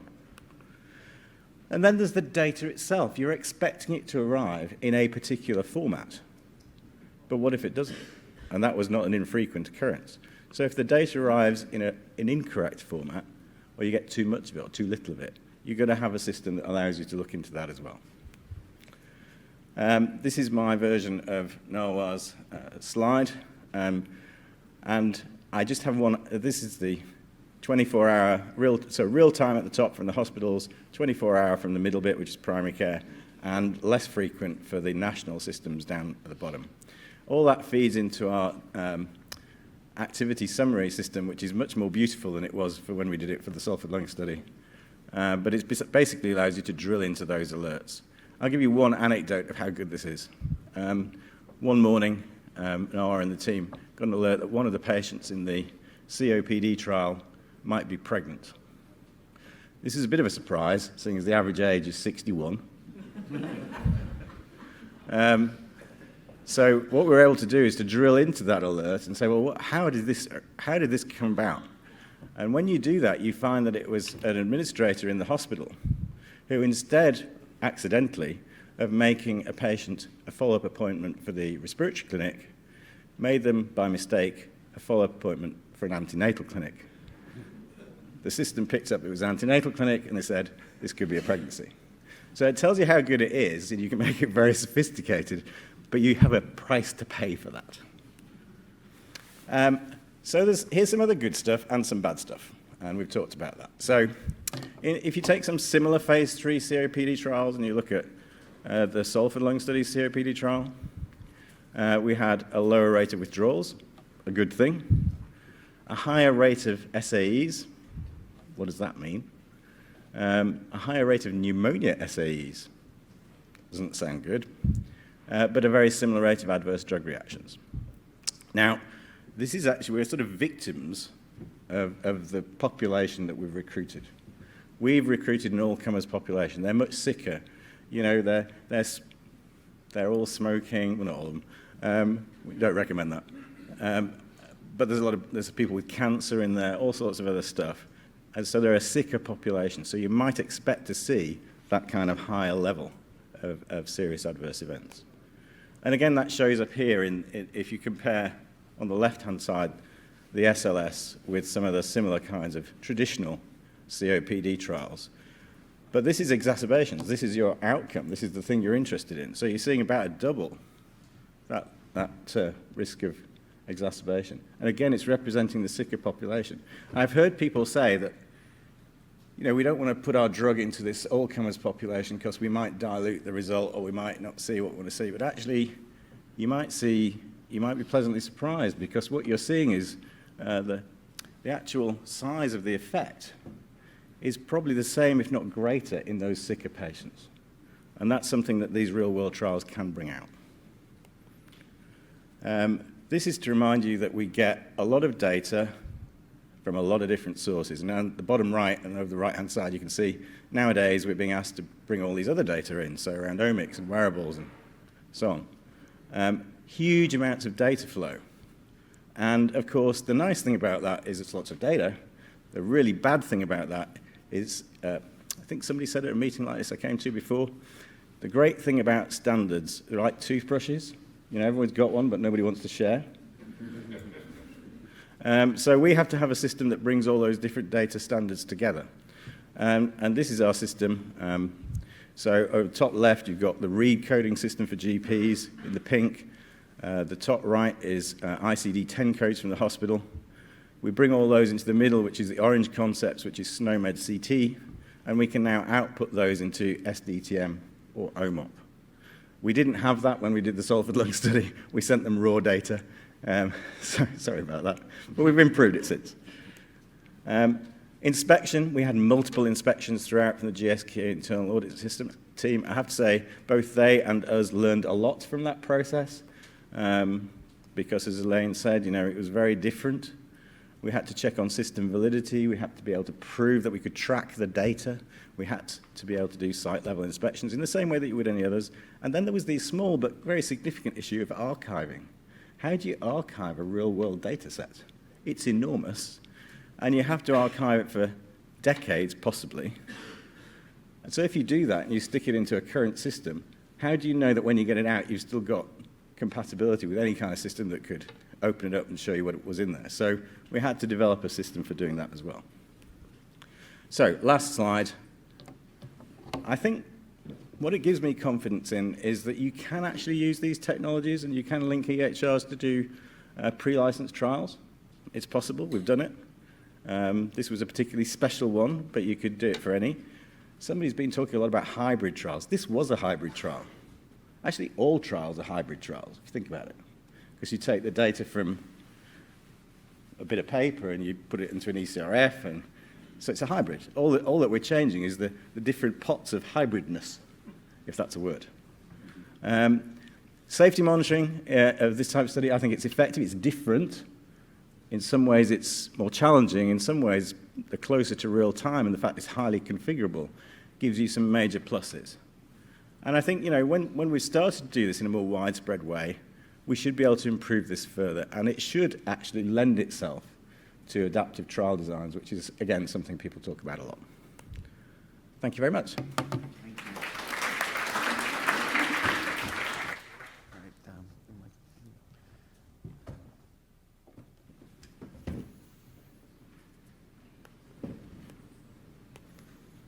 So I'm Paul Harris from Vanderbilt, and just sort of following on to that last talk, or actually the last several talks, I believe that a key to data integrity is getting as close to the source system as you can in as timely a manner as you can. And so really want to talk a little bit about some of the work that we've been doing around connecting EHR systems to EDC systems.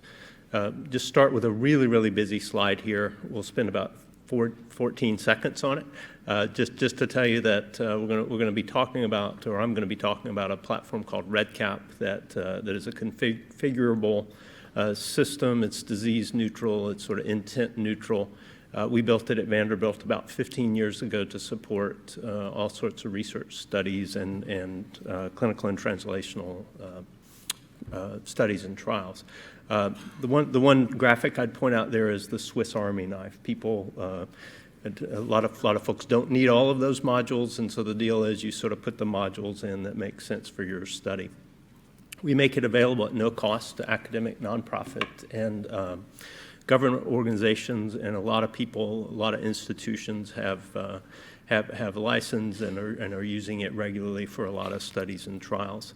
With this combination of a Swiss Army knife and a lot of really smart users around the world, we see a couple of things. Number one, they use it in all sorts of ways that we never envisioned that they would use it, which is great.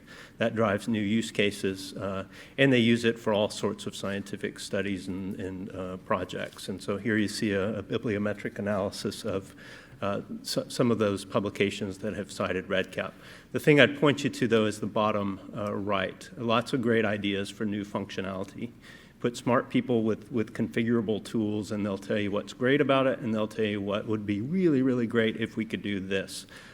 This has often been, can we connect it to the electronic health record system? That would help us, presumably, with accuracy, timeliness of data, and efficiency.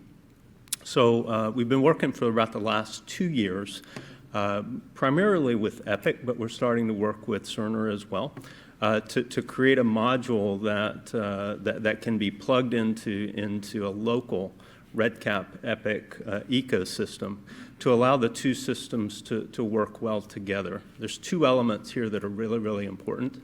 Workflow. We can get the REDCap screens, the EDC system screens inside of normal workflow for the providers, working on that for patients as well now. But getting real estate and then getting the data flow, so mapping fields from the EHR system to the local EDC system. That's sort of done on a project-by-project basis. But once you have it set up, then the data just flows in near or actual real time. The really, really important piece here is that health IT is required for initial setup, but health IT is not required for each individual study afterwards. And if you work in sort of academic medicine and particularly informatics, you know that is a huge deal because it's really hard to get prioritization from health IT to do anything other than clinical system work. So getting that module up and working, and I'll show you some statistics on that in just a moment. We've now sort of pivoted to, well, how could we create efficiency for multi-center studies and trials? And the model's pretty simple. If you can get a local REDCap or a local EDC system talking to a local EHR system, which the health IT folks and the security and privacy folks seem to be comfortable with, if you can get that working and you can get data flow and whatever workflow you need for an individual study working, then it's just a short hop for being able to de-identify that data and push it or pull it to a data coordinating center version, a DCC for centralized collection and reporting.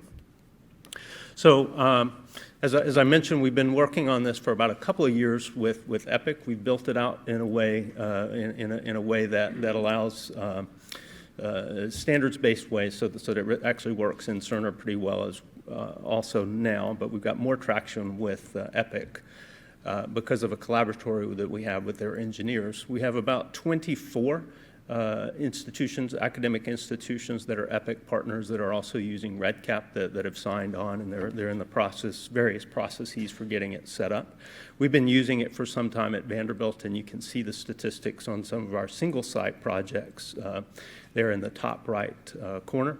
We've also got, thank you, we've also got a study, sort of a comparison study where we're looking at data from an existing NIH trial called Clovers. We're looking at, we've got a platform study going on using the technology, we're calling it Flower Bed for that particular project, but seeing if we can sort of get equivalence between what we were able to do in traditional manners in Clovers with what we can do using just EHR methods. It's working quite well, and I'll give you a few of those lessons learned in just a moment. And then finally, looking forward, building this and sort of thinking about it in this generalized and abstracted way, we think we can put it into a lot more studies and trials, and so we're working with the CTSA network, the Trial Innovation Network within that NIH-funded initiative to see if we can put this in as sort of a disruptive innovation into more multi-center studies and trials. A few lessons learned so far. This has been said several times, including in the last talk. In Dr. Gibson's comments, that the easiest part is technical, as always. It's the governance and the governance first, and then just, again, building in the integration pieces, even if they're light. It takes a lot of prioritization, a lot of committee meetings, and that sort of thing. Technical piece in this case is not trivial, but again is the easiest part. All health IT groups are busy and they have competing priorities. I found for individual studies going to my local health IT, it's an uphill battle, even if it's the most important research trial coming to Vanderbilt in the next year. It's just hard to get that prioritization. But one of the things we're finding is that we can convince the health IT groups, hey, if you'll just do this once, then it'll actually be a pressure relief valve and you won't need to do it many, many times. So that philosophy is actually working well, and you saw that with the different groups that are signing up in the last slide. This is kind of surprising. It shouldn't be, but in the real world, I wondered about it.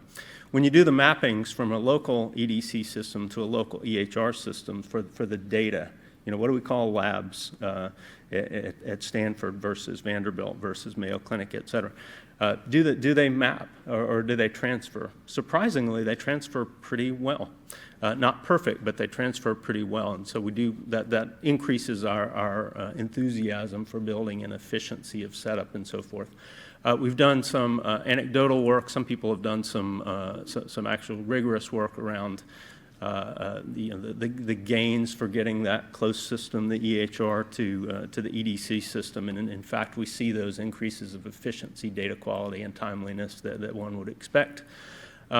Early indicators for our multi-center study model indicate that sites are going to prefer to push data to the DCC rather than having automated systems that pull it. I think that's more privacy folks that are a little bit nervous and want to go walk before they run. And then finally, and this is probably the most important part, just getting in and working the first few of these studies where we've got everything wired up. It's amazing.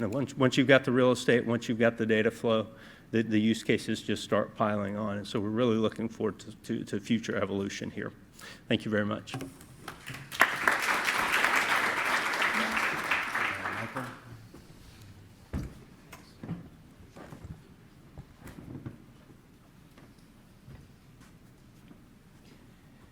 Hi, my name is Mike O'Neill. I come from an imaging core lab. We have a tremendous database of validated oncology trials, so that really gives us a gold standard that can be used when developing these real-world trials. We're working with several sponsors right now to look at both retrospective data and also helping to design prospective trials using the data that we have. The advantage of the data is that it was done under a controlled basis. It's an unbiased evaluation, and we use response criteria. So our thinking is that to move this into the real-world setting, we can take lessons learned from our trials and put the required, basically the required operational procedures and the forms needed to come up with appropriate responses. Generally, we work with RESIST and other normal response criteria for oncology. So these are very easy to enforce into an ACRF and also into the electronic health record, and it could be transferred directly to your imaging core lab, and you could basically have a site read and a central read as opposed to the standard 2 central readers with an adjudication. So again, we're looking at this data retrospectively, and also we're designing some prospective trials to see if it's effective. We're very excited about the use of real-world data and the electronic medical record data.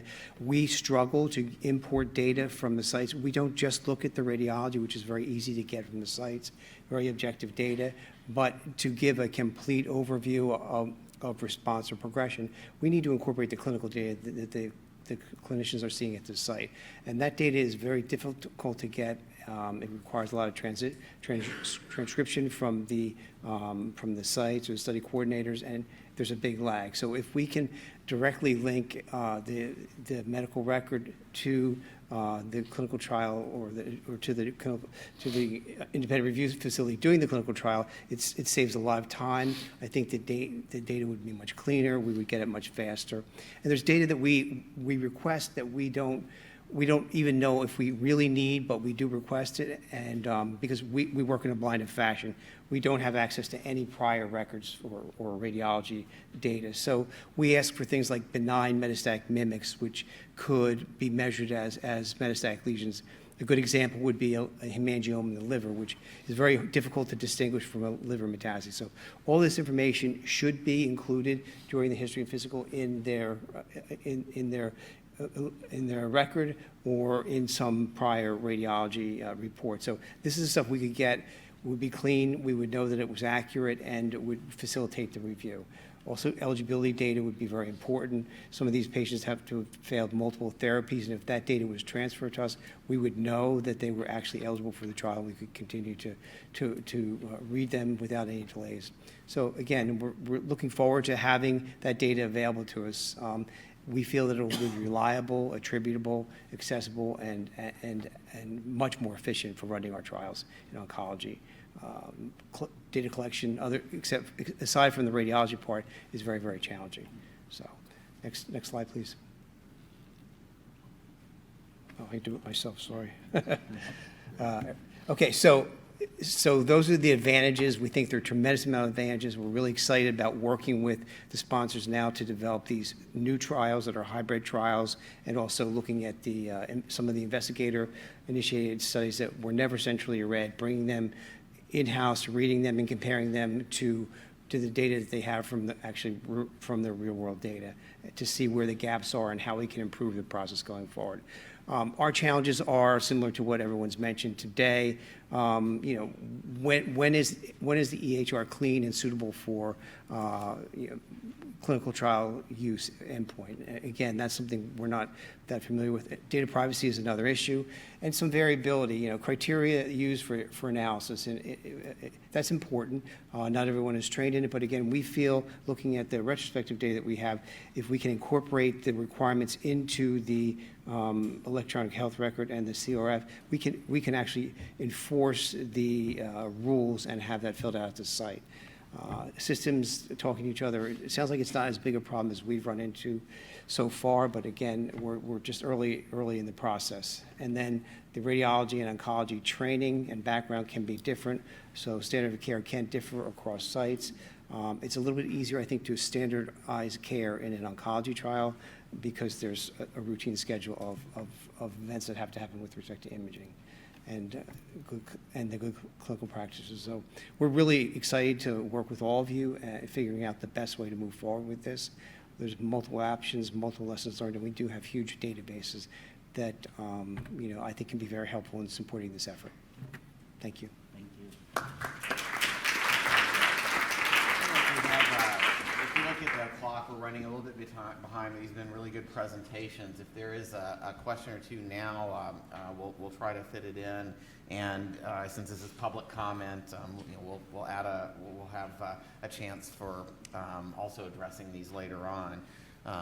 I would just like to say that it seems like we've had a big theme has been making sure that all features of a real-world evidence study are fit for purpose for the particular study, and that certainly goes for data.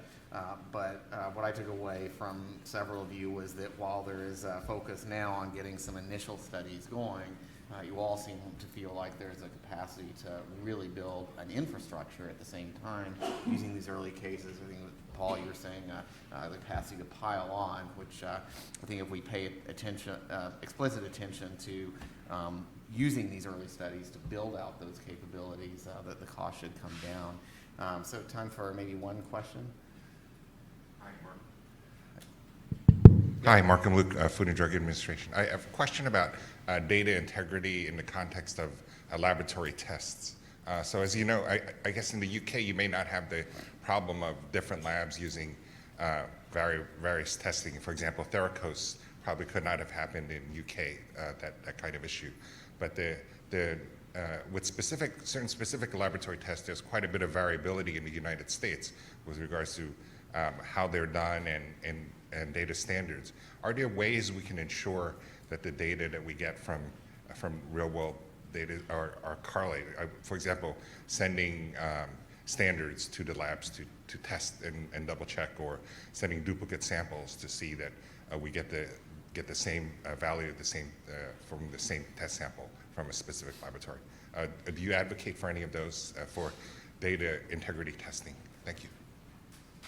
So from a UK perspective, all of the labs, they're internal quality audits, which are national. And again, it's about that upfront piece of work. It's understanding what lab tests you're actually interested in and actually doing the spade work and working out who's doing what, how are they analysing it, making sure you know that, and making sure that you know that that's not going to change, or if it does change throughout your study, understanding what that change is. If there are specific things that are important to your trial that are lab-based, you might still want to use central labs. You've still got that option with the hybrid approach. Yeah, I was wondering how you would integrate a core lab into a real world. Say that's an additional expense, perhaps It is, but if that kind it's of super important, maybe you have to do that. Yeah. I mean, we've talked about practical, pragmatic trials. That's just one of the decisions you have to make up front. But if it's something like an A1C, for example, they're all DCCT aligned, so it's not really going to be a problem. It depends on the test and how specific. Okay. And we're going to have to, any other final comments from the panelists on this? All right, I want to thank our panel for an excellent discussion of data integrity issues. Thank you. So we are scheduled to take a break now. I'd like to ask you to make that break 10 minutes. There are drinks, coffee in the back, and we'll have our panelists for our final session come up. I appreciate their dealing with our running a few minutes late here, and then we'll have some time for public comment on everything else after that. Thank you all very much. All right, thank you all for being with us today. And in this final session, we're going to try to bring some issues together. The session's on building a framework for randomized clinical trials, barriers, enablers, and infrastructures. And in this session, we want to consider the key mechanisms for developing the infrastructure needed to leverage real-world data in the kinds of studies that we've been talking about in this workshop. So what we want to do in particular is zero in on the data infrastructure needs and the other key enablers or barriers to get to the infrastructure that can implement the trials. And this is, I think, a nice follow-on to the last session and to some of the points that were made about how while each individual study needs to focus on fit-for-purpose issues and needs to focus on minimizing the cost, maximizing the efficiency of getting that study done, these are all part of a larger shift taking place towards greater use of real-world evidence somewhere on this continuum of studies, and some attention to those larger implications as well should also enable more progress with the use of real-world evidence in the post-market setting. So I'd like to introduce our speakers for this. We're going to hear first from Leslie Curtis, the Chair and Professor, Department of Population Health Sciences, and Interim Executive Director of the Duke Clinical Research Institutes. Her list of titles keeps getting longer. And Joanne Waldstreicher, the Chief Medical Officer at Johnson & Johnson, and Peter Stein from the Office of New Drugs at Cedar will be joining us shortly. So Leslie, I'd like to turn over to you. Thanks, Mark, and thanks for really what has been a terrific day and a half. I've certainly enjoyed the discussions and think that we've managed to move a lot of issues to the fore in important ways. You know, as I've reflected on the conversations, a couple of things have certainly come to mind, and the first is. You know, we began, I would say, with some maybe more philosophical discussions about real-world data and real-world evidence. And I think we can all agree that there are situations and examples in which real-world data, real-world evidence are not appropriate. And I would urge us to agree on that, and then dig in to identify those questions, circumstances in which it is appropriate, and then develop the evidence base that moves this forward. So rather than focus on those examples we all know where it doesn't make sense, let's dive down and identify where it does, and then define how to do that best. An example was raised about structured data capture. Great example, right? So can we begin to really talk about when that matters, when that is cost efficient, when that helps, and when it may not be the solution? And there are many other examples of these. So that's just one thought. You know, I think there's also been an undercurrent, or maybe an unstated assumption that high quality and high cost are somehow the same thing when it comes to clinical trials. Only a few of us spoke about or even mentioned the resource constraints and cost of clinical trials. I'd like us to really investigate that assumption. I'm not sure that high cost or lower cost necessarily means lower quality. And let's be sure that we push in that area. We could probably do that through some retrospective analyses of retrospective case studies, if you will, of trials that have been completed. And we could probably also do that with some empirical work, but really important for us to push that forward. One of my colleagues, Lisa Burdan from the DCRI, noted that there's probably what we may see in terms of what a sponsor does in the next trial may be a direct reflection of the most negative feedback that they received in the prior trial when it went before regulators. And so just making sure that we're clear about where we're driving costs in the system. And then, the other point that I think is important to raise, and this is one that I'm sure that Peter Stein will touch on, is more specific guidance and clarity about what is actually needed in the context of real-world evidence, real-world data for those post-approval studies. The closer we get to that, the more we move down that area, or the more we move down in that, we will, I think, help people move the ball forward much more quickly. So those are just three sort of general thoughts. Thanks very much, Leslie, and next to turn to Joanne.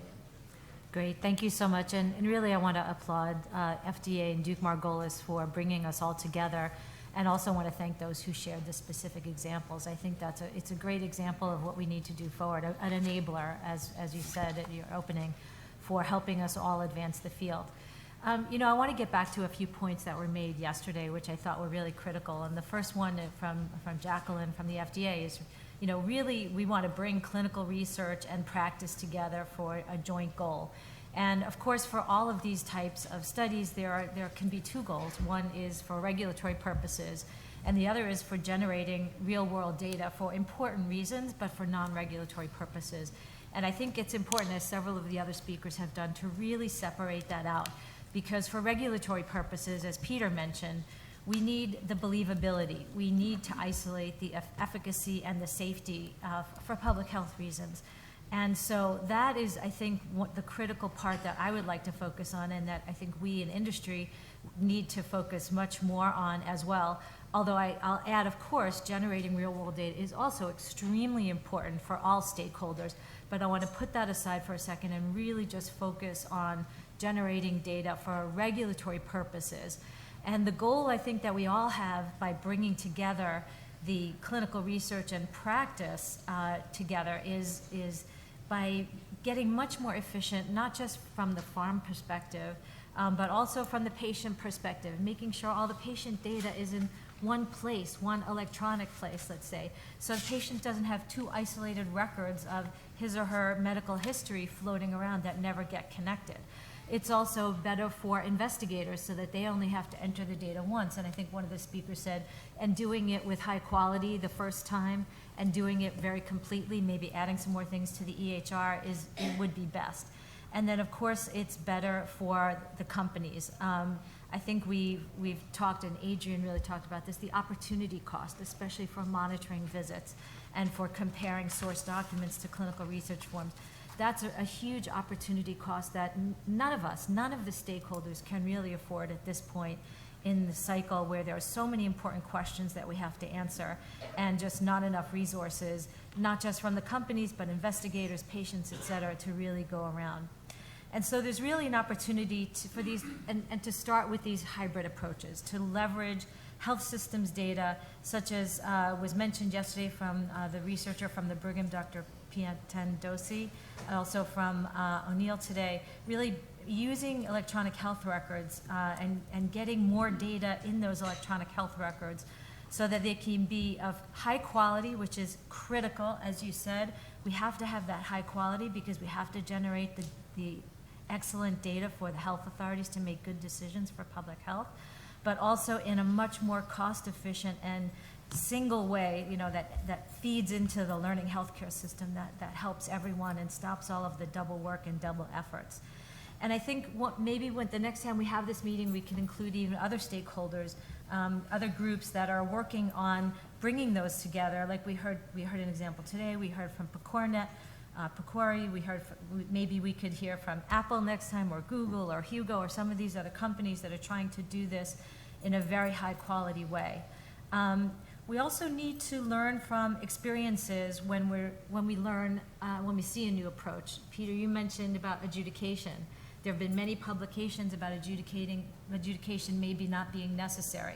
Has that translated into regulatory requirements yet? I don't know. I mean, it's probably a case-by-case basis, but it's a good example of a situation where there's a lot of data in the literature, and maybe we can just try to start moving forward and making those, getting those into regulatory guidelines. Another example is in new endpoints, endpoints that are relevant from the real-world data perspective, but that could also be evaluated from the regulatory perspective. And there, and this would be, I think, a real enabler, is a group like Friends of Cancer Research that is really, a neutral third party, not a company, not a regulator, working to validate novel endpoints that are in electronic health record data for clinical research purposes. And I really think that moving forward, having groups like that, like Friends of Cancer Research, or groups that have infrastructure, like PCORInet, I think bringing forward new endpoints, new infrastructure, new ways of doing things, and then getting those within the guidelines, or getting some sort of validation or some sort of documentation from FDA, so we can move from the case-by-case basis where I think we are in now, where I think we have to be, but move to getting it more, more specific and more documented, maybe even by therapeutic area or by study type. I think that that would help everyone, and I recognize that we're in early days. I want to say one thing about the barriers. And I think several barriers have been brought up today. And sometimes I read and see that people look to FDA as a barrier, they might look to industry as a barrier. It's yes and yes. I think there is reality. The reality is for a company, if you're looking at a post-approval study, let's say a second or a third or a fourth or a seventh indication, the company wants to be sure that the only variable in terms of the success of the efficacy and the safety readout of the study, the only variable should be the drug and whether it works or not, or whether it's safe or not the quality of the study, not the fact that it wasn't monitored appropriately or there was some problem with the database. And it's not worth taking any risk. The risk adversity is just extremely high when you're going for a new indication. And also, it's a timeline issue. The FDA has been very open to discussing these kinds of studies, but of course, it's going to take time to go through to figure out. We heard that today about the Salford study. It'll take time. It'll take time going back and forth, negotiating or working it through. And I'm not criticizing that. I think that's just a reality. And so for a company, that time may not be worth it if they can just go back to a traditional study, even if it costs much more money. But these are opportunities, I think, and really reinforce the importance of when something is validated, when something will work, when it's possible to put pen to paper and get new guidance on new approaches and validation of new endpoints. Let's be sure we put those down. Let's be sure we try to share them. We have neutral third parties like we do here today with Duke Margolis, or maybe some other forum that we can all share these learnings and move forward together. Thank you. Thanks. Next, Peter. Great. I think I have the opportunity just to echo what Leslie and Joanne just said, because I certainly agree with their comments. I think one thing that strikes me about today's and yesterday's discussions is that this is really a work in progress in many ways. And I don't think that the concept of sort of real-world evidence, randomized clinical trials is sort of a black and white one where there are simply you do a trial which is going to be called a real-world evidence randomized trial, and then there's this traditional trial on the left, and these are completely separate entities. I think what we're seeing is that there will be, and I think maybe hybrid isn't even the right term because it implies, I think, something different. I think there are real-world elements that can be moved into traditional trials probably already. And then there will be trials that may ultimately be what we might at some point consider a pure real-world trial with randomization being the one sort of more traditional component, if you will. So there's a spectrum, and I think what it will always evolve to, I hope it will evolve to, is a setting in which we pick out elements that are the real-world elements that may improve efficiency, cost, and even improve the kind of data that we can obtain in a selective way, focused on what the objectives of the trial in the first place were. we're really in an evolutionary stage as we're thinking about this. This isn't just starting in the last years. I mean, real-world types of trials, Bob mentioned the GISI trial, go back decades, but I think we are in an era where the infrastructure support for these kinds of trials is rapidly improving, which is a critical element in all of this. So I think this is something that I think as we think about focusing on these different elements, we can begin, I think, to think about where different elements are appropriate. I was interested in the Salford lung discussion because there, I would almost look at that as a traditional trial with a couple of real-world data elements that were introduced. It was in real-world sites, but those real-world sites were trained up to be really like traditional sites. And I would say that if I ran a traditional trial that had that good safety monitoring for SAEs, I'd be very impressed. I've ran many trials that I can't say that I had systems where hospitalization was, I would find about hospitalization 5 minutes after it occurred. That's fabulous. But again, obviously complex, but as we design those kinds of systems, the first time, and I'm sure in that study, was a very complex and expensive effort to design that safety system. But once you have that model and the infrastructure is set up, the next study becomes much more feasible. And if you want to call that real world, that's great.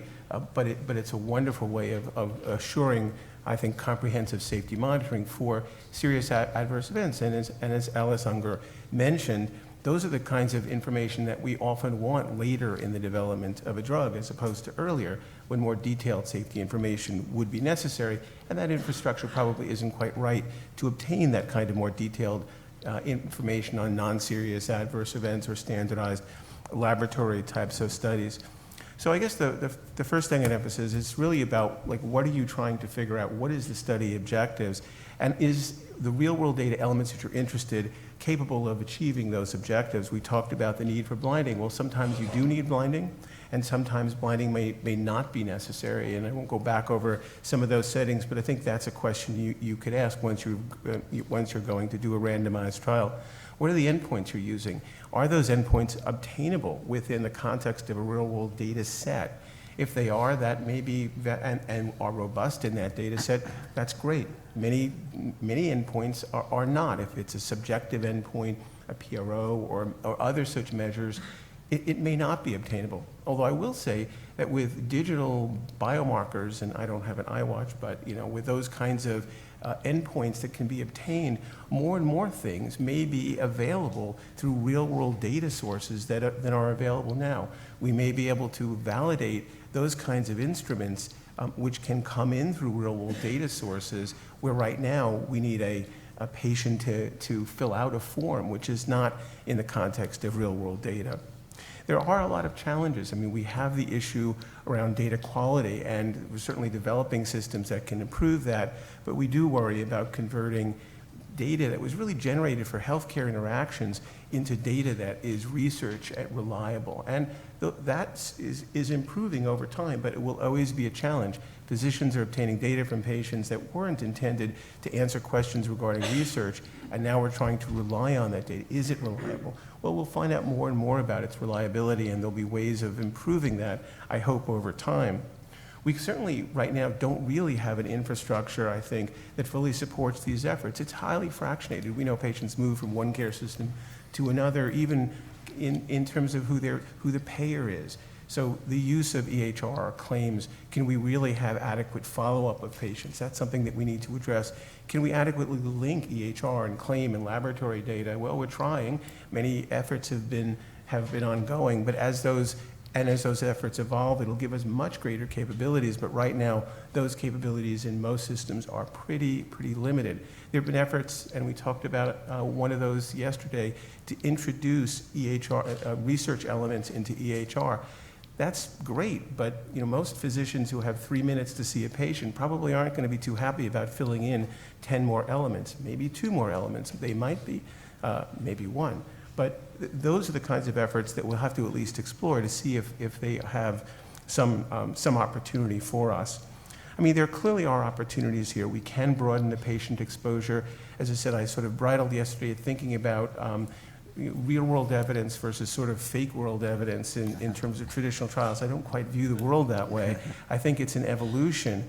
But I certainly think that there's value in the greater exposure, the greater number of patients, finding out safety information that might be rare events, or in populations that were not studied previously, particularly ones that are hypothesis-based questions.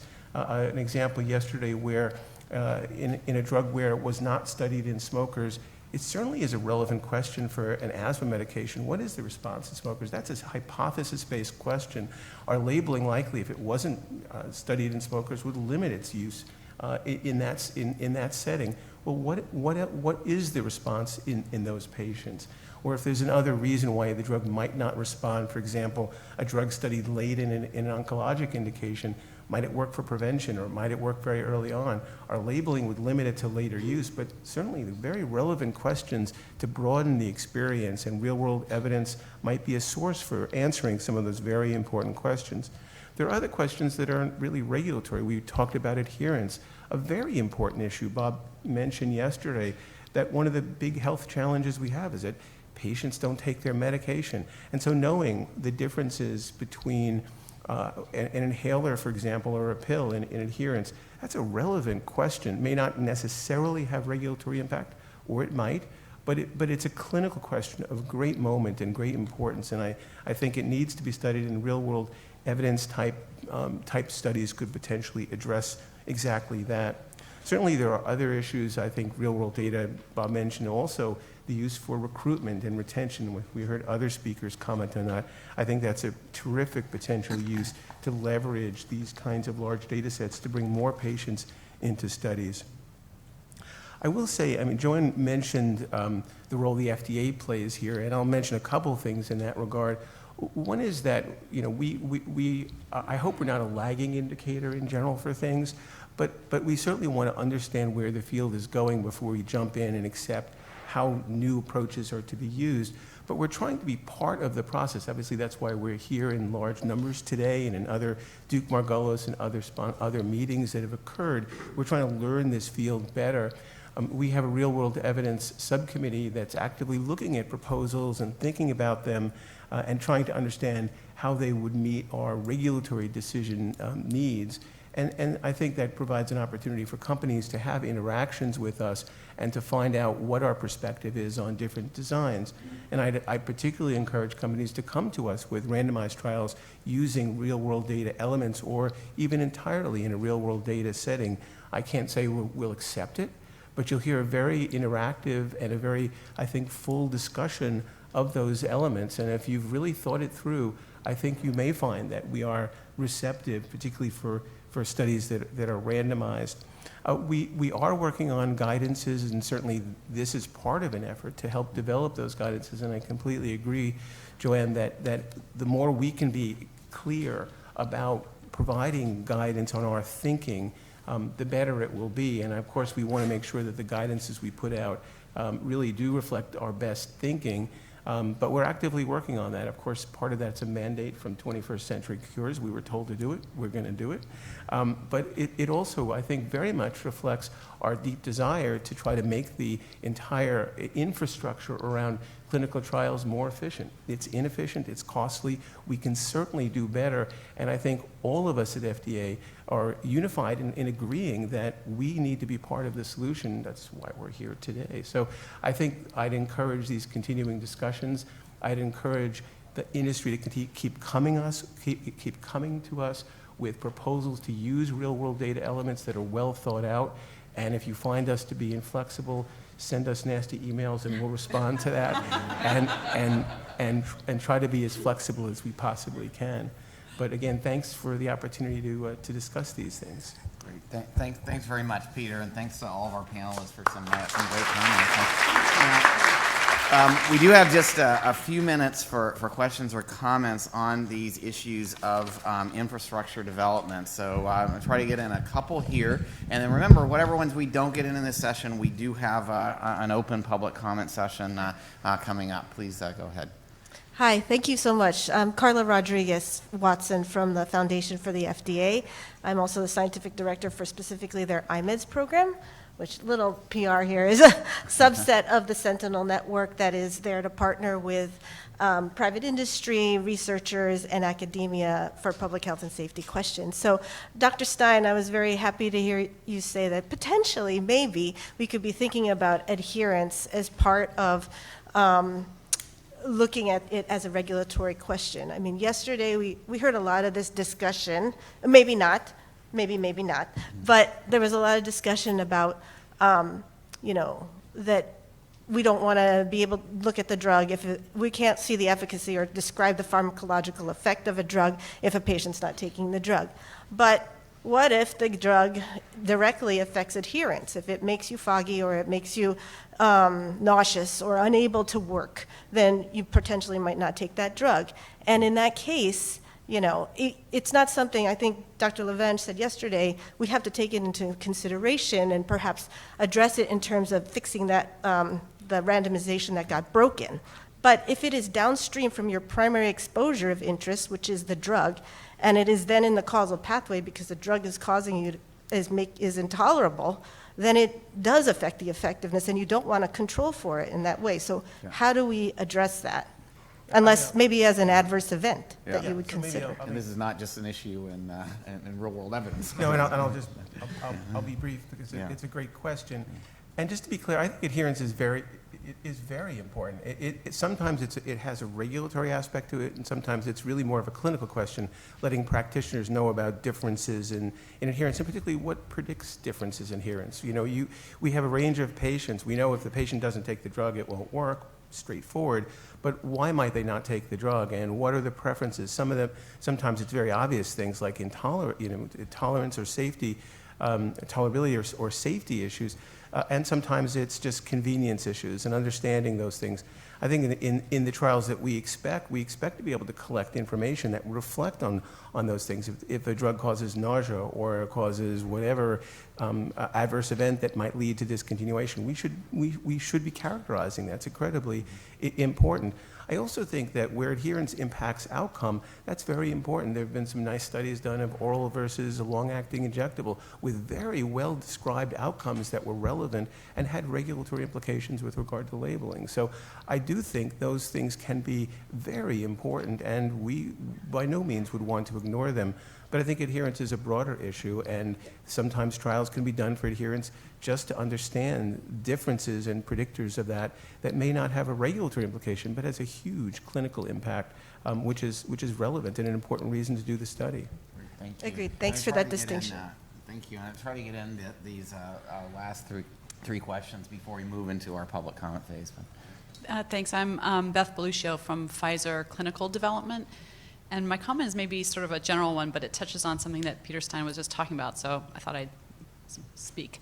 I'm new to this area, and so my comment sort of reflects the experience of someone coming in new and hearing a lot of awesome information, but honestly feeling a little lost a lot of the time. And I think one of the things that could really help is if we tried to develop some terms that are really specific to what we're talking about when we say real-world evidence. I know I've heard in other venues people don't really like that term. I've also heard people don't like the term pragmatic trials. But I think we still need some language that's specific enough that we know what we're talking about. So, for example, real-world evidence can mean conducting a study in a typical clinical setting. Real-world evidence can mean conducting an interventional trial but using external controls. Real-world evidence can mean using a registry to identify patients. But those are very different things. And so if you're not sure what you're talking about and then you start launching into a discussion of, let's say, blinding or randomization, but you're not really sure what you're talking about yet, then it's hard for everyone to communicate effectively and really come up with some guidances. So I think from the standpoint of someone coming in new to this and wanting to really learn and absorb the information, I think if the leaders, maybe the Margolis Center is a good place to kick this off, is to really come up with terms that, Peter was talking about this is a spectrum, and I think that's true, and it sort of depends whether you're a lumper or a splitter, how you attack this. But I do think it's important to come up with some terms that then people really know sort of what aspect of real-world evidence we're talking about, and that will help us be, sort of focused and ultimately communicate the important ideas. Thanks. Thanks for that comment. It is a general framework that we're trying to fill out here. I see heads nodding. Yeah. I agree, and I think that also ties into some of the other comments that we made about just being clearer and clearer about what we're talking about, the situations in which what we're talking about makes the most sense. So I think it's a really important point. We'll work on it. So far, the only term I think new term I've heard today is defensive research, but we're going to expand out to others. Yeah. Yeah, I'm Dr. Peterson, head of cardiovascular outcome team at AstraZeneca. So we are talking about barriers for bringing new medicines, safe medicines to patients, and also at a reasonable cost. And we put a great faith in new technologies, but I doubt that we, with the current technology, could design trials at a lower cost than some of the trials we've seen lately. But I like the concept Peter Stein brought forward, looking at real-world data as modules that could be plugged into trials, because another barrier is the time clinicians have to do clinical research. And obviously, if we could make it easier for clinicians to participate in clinical trials, that would be very beneficial both to patients and to the science. So I look forward to the coming discussion where we look critically both at how many objectives we build into our study designs, at least after the pivotal trials, but also what kind of modules we're ready to plug into our trials to make clinical research more available to more physicians. Thank you. Any comments on that? I mean, it does seem like an important point that touches on all of your initial comments about where, as you all said, we're in early stage of either including real-world elements in randomized clinical trials in a more extensive way, or in doing randomization in real-world evidence settings more effectively. And obviously that all is going to go faster if we find efficient ways to do it. And you all touched on these issues in one way or another, but maybe any follow-up thoughts about where the best opportunities are, either in how we're building out the data infrastructure for this, or in particular areas like guidance on the need to only focus on serious adverse events and special questions, or cases where adjudication or blinding may not be necessary. Any thoughts about how to accelerate this development? Well, I mean, I would just go back to, and I think it's a really important comment, and I go back to something that Alice Unger mentioned earlier, which is, again, that the extent of safety reporting really is proportional to the questions that need to be answered. And later in development, even at the end prior to even approval, but certainly post-approval, the amount of and the type of information can be, from a safety perspective, can be narrowed. But I'd also say that even from the issue of the primary endpoint, what do we want to make sure is robustly assessed? I mean, do we need, do you need 10 endpoints, or is 1 or 2 endpoints that are really key to answering the question sufficient? I don't think we push sponsors to add a lot of unnecessary endpoints, but very often we see protocols with, 10 secondary objectives and 10 exploratory objectives and 10 other things. That's not generated from our interest, from regulatory perspective. I mean, we're interested in it. I immediately plead guilty, but yeah. But I think we are many stakeholders in that conversation that leads to complex protocols. And if we really want to bring more medicines to patients, we need not only from industry, but also from regulators and academy, strive for simpler study designs. Right. And simpler study designs is not only stripped off protocols, but also using new technology, certainly, and I'm an optimist from that perspective. Yep. Perfectly agree, and I guess the only comment I'd make is that what we want to make sure is the most robust are the endpoints that will have regulatory impact. I mean, that's really where we want to focus the quality of the data and the believability of the data. You know, if your sixth secondary endpoint isn't terribly robust and you're not asking for it in labeling, you know, that's for you, but for us, we want to make sure that you've very carefully collected and robustly and rigorously collected the endpoints that really matter to us from a regulatory decision viewpoint. Yeah, just to stress a couple of the points that were made, it all depends on the objective, the primary objective of the protocol and what's critical. And I would say that, you know, even if the primary objective is a lab and you think that's a beautiful thing you can get from the electronic health record, if it's your primary endpoint, sometimes you might say, no, we're going to bite the bullet, and at the beginning and the 2-year time point, we're going to send it to a central lab. It doesn't matter that we could get beautiful data from the EHR, because that's the priority for that study.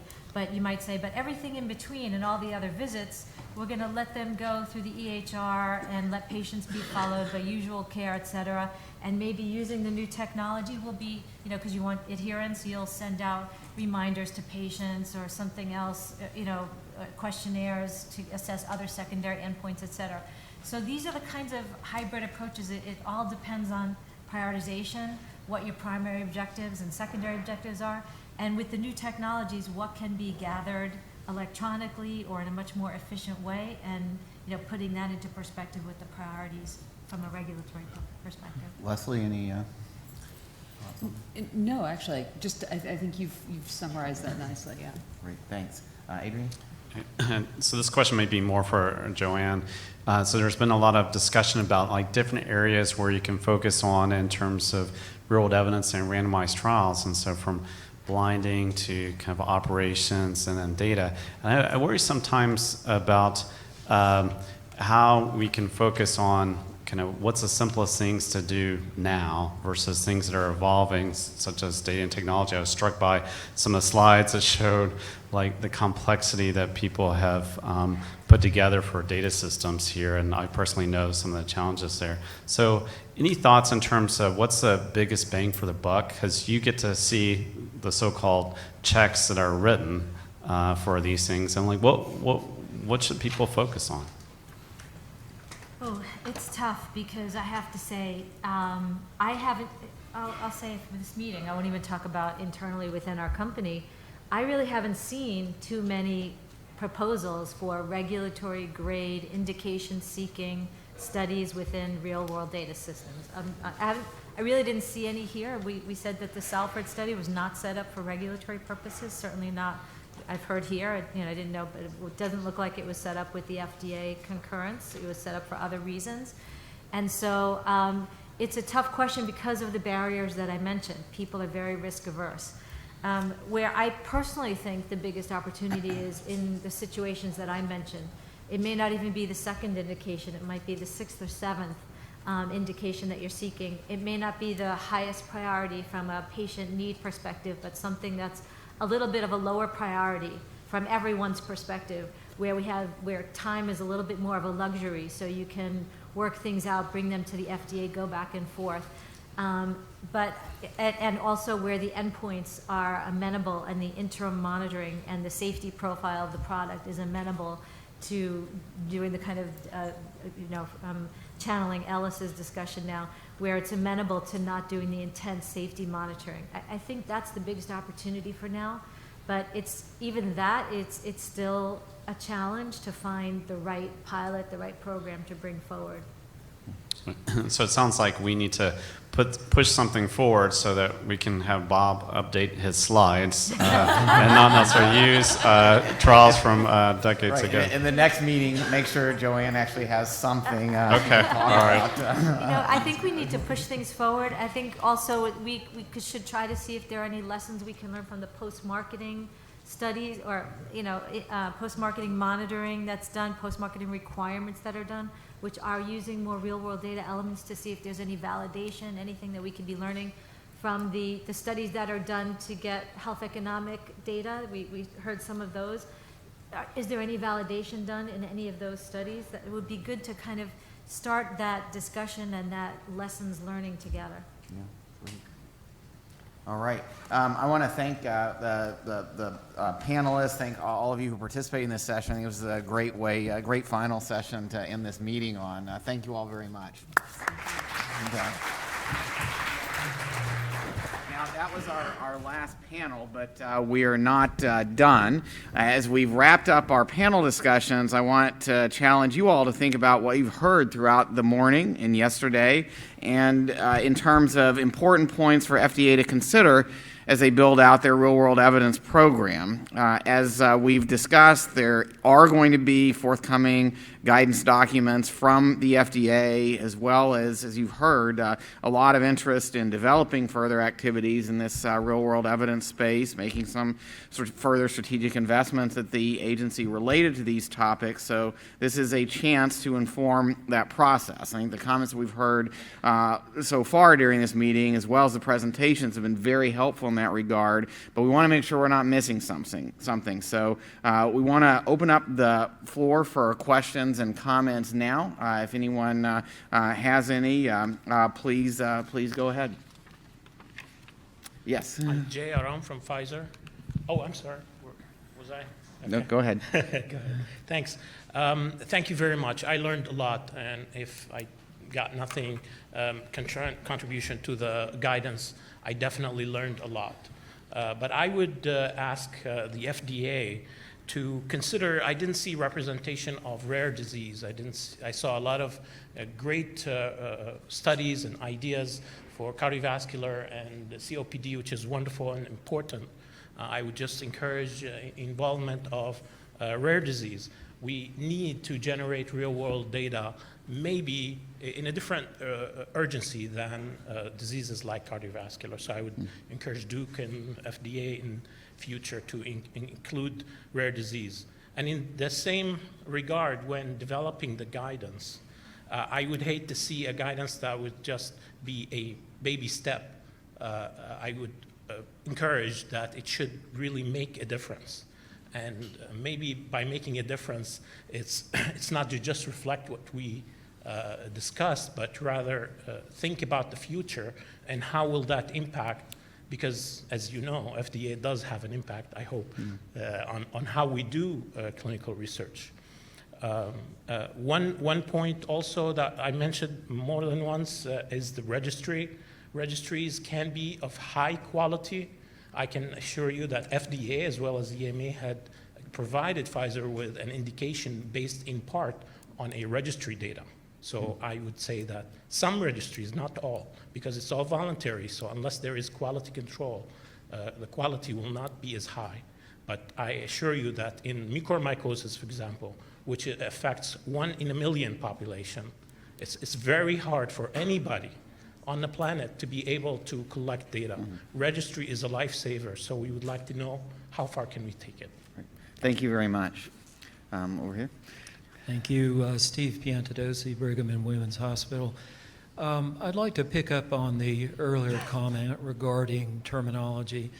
And I know I'm fighting City Hall here, but since my FDA colleagues have been good enough to hold in here until the end of the comment period, I thought I would pick up on this. Please. The term real world is really an awful term, and I would appeal to the FDA to either define it or replace it. To be very blunt, the term is smarmy, and for those of you who don't know that word, please Google it. And honestly, to somebody like me who's done clinical trials for 40 years, it's a little bit offensive. And it's often weaponized to say, oh, well, you've done trials for a long time, but I do real-world trials. And I always say, you know, what the hell are those? So in my very brief remarks, I mentioned a term that I think would apply to a large fraction of what we're talking about, which is point of care. And I vowed a year ago when I started working actively on some point of care initiatives to never use the term real world, and I've said it more in these few seconds than I have in the previous 18 months. So this is really an appeal to fix this. It not only interferes with the ability for new people to come into the field. But when you use bad terminology, it damages our ability to think. And we have to think very clearly about this field. It's very complex. There are controversial things. There are some things that are squarely in the domain of traditional randomized trials and single cohort trials. And then there are other things that are new and extremely important as we go forward.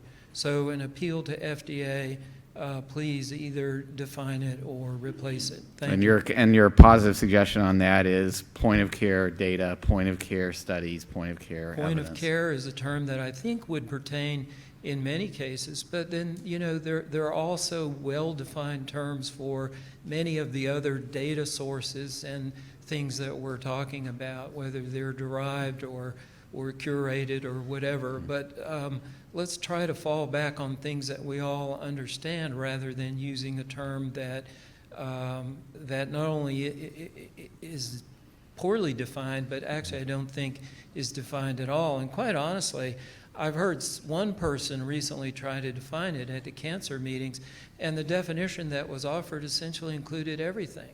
So, I mean, every source of data, every kind of study, and so on.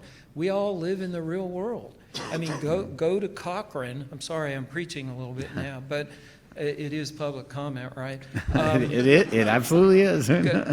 Go to Cochrane and look at the traditional randomized clinical trials that fall outside of what lots of people mean when they talk about real world, and you'll see an astronomical amount of evidence about stuff that pertains to things that we do every day and we care about. All of that came not from the real world. It's ridiculous. So again, for the third time, to Jackie and Bob, please define it or replace it. All right, thank you. Thanks.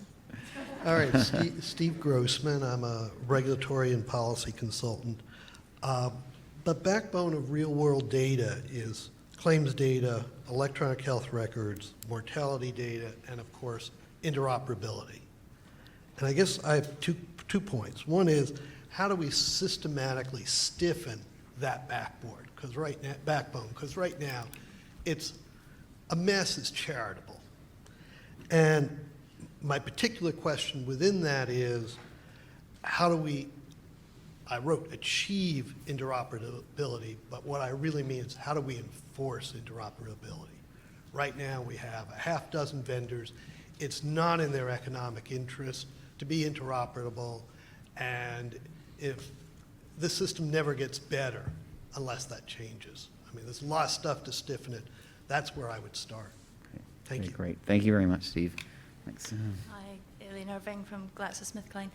I just wanted to revisit one of the comments that Leslie made in her sum up, really around, are there areas that the FDA could help us identify where there's a real opportunity for some of these studies? So, as we said, not try to think that this is an answer for everything, but are there some real niche areas where we can get into more specifics about the disease areas? Some of those are very well, we've heard, diabetes, COPD over the last couple of days. These areas for me seem to be prime for this kind of research. So can we... These areas meaning diabetes, COPD, because they're common conditions with somewhat heterogeneous populations where there's a lot to learn. Because we see a lot of the challenges with restricted populations in the routine, in the randomized controlled trials. So I think there's some very specific questions that probably need to be answered for assets that are moving into those indications, and whether we can have some quite more clarification around the types of endpoints and that, and so we can get into some of the sort of more structure around some of those endpoint selections. And then I think the other piece I just wanted to echo was the fact that we do have these new guidelines now around safety, data collection and minimising that. And I appreciate that a lot within industry is we cause a lot of the complexity because we are risk averse.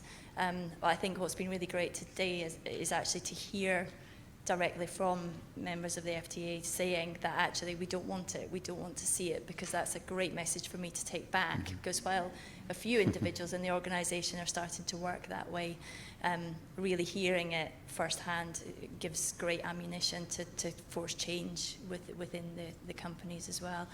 And I think that, for me, has been the biggest value of this meeting, is really bringing the opportunity to bring stakeholders together. And I wonder if there's a way that actually we can convene some of these meetings around when there has been perhaps a large pragmatic trial like Salford or something conducted, so that we can really share the lessons learned, because I think we're all on a journey together, and it would be nice to be able to go forward from this meeting. That's right. Thank you, and thanks for all the efforts to share your experiences. Very helpful for this meeting. Hi, I'm Niklas Berglund, AstraZeneca. First I'd like to chip in the terminology discussion. There's actually a term that's been used in Europe. I think it's Rob Hemmings, formerly of the MHRA, who always tried to push this term. Instead of real-world data, he uses data generated in clinical practice, DGCP. It's maybe a little bit more narrow than what we think of for real-world data, but I think for many of the applications we talked about, I think it's a lot more descriptive and better than real-world data. So DGCP. So the other thing I just wanted to highlight, which I don't think it has been touched upon so much, and that's one of the challenges that we see when we try to do large cardiovascular outcome trials in these kind of settings, is that when you use real-world data, whether it's registry-based or whether it is electronic health records, it's very challenging to do global multi-country studies because the systems are very different. We are currently working on registry-based RCTs, and from what we have found out, we can only really feasibly do this in a small handful of European countries. Even though these studies might be a little bit cheaper than a regular cardiovascular outcomes trial, they're still not cheap, right? So the fact that we're getting data that, generalizability to, for example, U.S. population, it's going to be a challenge from a regulatory perspective. So I just wanted to highlight that as one of the challenges that we have. Thank you very much for the comments. Hi, Martin Gibson, Northwest eHealth. I have some sympathy with all of the terminology. Is it real-world evidence, real-world data? Is it real, surreal? What is it? I've obviously had quite a long time to think about this. And I think what we're all actually struggling with is how we use up-to-date technology to deliver trials. And that's really all it is. It's no more complicated than that. It's how do we use the information technology that's now available, which wasn't available 20 years ago, to do trials in a better way with better data quality, with better safety monitoring. There's nothing new here, really, apart from the technology. And it's the application of that we need to get right. Thank you. Hi, I'm Joanne Buenconsejo, Statistics from AstraZeneca. So this is just a plea for our regulators, is that to continue to engage with statisticians. We've heard yesterday about statistical challenges, but I think there are a lot of opportunities as well. So please engage with us. At the end of the day, it's all about the data and how interpretable can the data be. Thanks. Great, thank you. And, I'll rotate a little bit. My name is John Birch, and I'm a member of the Mid-America Angels, an investment group in Kansas City. I'm an observer. I have a couple of quick comments. First, on what you call it. I've taken to using the term transactional data. Data that is just generated in the course of the various sorts of transactions that occur in healthcare. And that differentiates it from experimental data, which is essentially what at least a clinical trial is supposed to be. So I just wanted to suggest that as a possible term. 3 other quick comments. One, data latency I don't believe has received quite enough attention here in this meeting, and I would strongly suggest it get a lot of attention going forward. What I mean by that is where an intervention or an event or of significance occurs at a certain point in time, the outcomes of interest can occur at multiple points of time, or indeed over many, many years of time afterwards. And I think that's a weakness that is not addressed in the information infrastructure of healthcare generally, so it certainly isn't going to be captured in the real-world transactional data. And I know that's something that has come up in your value-based payment group as well, and it's extremely important to do something about that problem in an infrastructural way to allow value-based care to go forward. So I just wanted to throw that out as one suggestion. Secondly, economics. There's been a lot of sort of parenthetic talk about the costs of real-world data, the costs of registries, the cost of this and that, the cost of, Leslie was making the point that is high quality really high cost? And Adrian referred to this as well, and I think that I would love to see you get an economist up here, someone with really sharp besides me, but true. Well, but I mean to really look at the cost, because I also think that the costs of the real-world data today is not necessarily what it's going to be 5 years from now, as things begin, economies of scale, as new efforts, new procedures, and so we might be making decisions on directional decisions now that would be irrelevant in 5 years if we could go in the wrong direction. And related to the economics of it, I think Joanne was making a really wonderful point before, that there are many, many uses of real-world data, not just the regulatory uses that we've been focused on here. Yep. And I would, and that's going to help pay for it, whatever the costs are, the many other uses.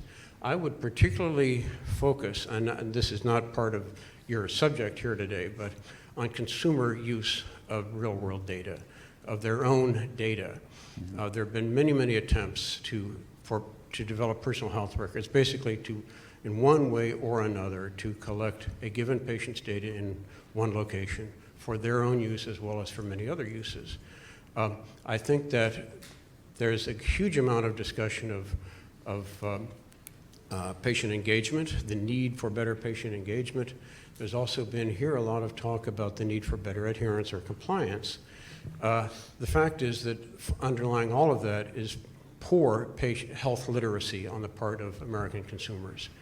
I think that there are a lot of ways that real-world data, we'll continue to use that term for the moment at least, could serve an educational purpose on a one-by-one basis, on an individual basis for people if we were to collect the data and make it available to them. And I think that would address many of the other issues here, and it would certainly, I think, help to bring down some of the costs of healthcare. It would move us toward a world not just of defensive research, but of preventative care. Great. John, thanks for your comments. Thank you you very much. Jesse? Yeah, thanks. Jesse Berlin from Johnson & Johnson. I was going to say I'm finally getting the last word in, which I never do at home. So, but now I have someone behind me. May not quite be the last one. Yeah, so it's kind of a comment question to FDA and prompted by something Peter said. I may take you up on your offer to send you a nasty email. The question really is when, join the club. Right. We have some very different conversations at the reviewing division level than what I'm hearing in this room from more senior people. And we struggle sometimes with where do we go? Because there's a real hesitance on the industry side to go above the head of the reviewing division, unless we really, really feel like we have to. So, at what point, as we begin to have these more complex discussions, at what point do we involve the more senior people? Early on, should we be coming to you guys at the beginning? Should we start at the reviewing division and then when we're frustrated, escalate? And you don't have to answer that now, but... If you are going to answer it, go to a microphone, please. So more than happy to get nasty emails. That's part of my remit. But what I would add is that, and I mentioned this before, we do have a real-world evidence subcommittee, and Jacqueline really has used that to bring together the divisions, the group of us, it's Bob and Jacqueline and statisticians and myself and others with interest and or expertise in real-world evidence and from a variety of perspectives. And we get together with the company, we get together with division, we get together with this group. And so that's really a forum for these kinds of discussions. And that's what I would encourage you, if you have a real-world evidence, and again, sorry, not to comment on terminology, but right now it is the terminology, proposal, I think it's an opportunity to reach out. There's a way to provide that directly to us with background information, and that will engage us in a discussion that will be with the division. And we have a lot of robust discussions internally with division and with the real world evidence group around these things. Okay, great. Thank you. Yeah, thank you. And yes, please go ahead. Hi, David Vizcaya from Bayer Epidemiology. And I just wanted to make one comment on what's, at least for me, the main driving force for being engaged in this type of research, which is the ethical component and in the end, improving patients' life. So there is a wealth of data being generated, and I think we have a mandate to use that and to push it forward. And I think we cannot forget the ethical component that this type of research has in it. And that comes also not in terms of having a mandate to use that data to generate better outcomes for the patients and to generate better medicines. But also there are many other subcomponents associated to this. Like, for example, data privacy. There is a completely different scenario of data privacy when using secondary data, and that's something that also should be part of the discussion, I think, and for next instances, we should be incorporating those aspects in these discussions. Thank you. Thank you very much for the comments. I'd like to thank everyone for the, do you have okay, one more. Yeah, my question is, what we have seen today, and I think we are all facing it, is that there is a rising interest in real-world evidence. Sorry for using this term again. The interest is rising, and also the time point when our stakeholders want to see this data, real-world evidence, is also at a much earlier time point.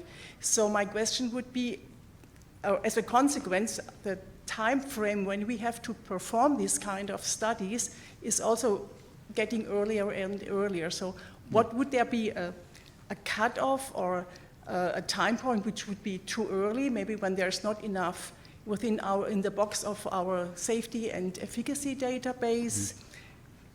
I'm a little bit puzzled on that question. It's a good question. I'm not sure we're going to get the answer now. I mean, we have focused at this meeting on the post-market context, taking pre-market pivotal trials and the like as the foundation. But as you heard from Salford, that was done sort of in the pre-market context, or at least accompanying approval. And I think that's a good topic for further discussion, is how early and what kinds of questions come at different stages. But we have seen Salford lung study has also been performed in a pre-approval status, so as a consequence, time is moving on in both directions. That's right. Well, thank you for the comments. And again, thanks to all of you who have participated for the input, both in the panel sessions and in this last open public comment session. We are not quite done. Jesse does not get the last word. I would like to ask Jacqueline Corrigan-Corai to see if for any final comment she has, and then I'll wrap up.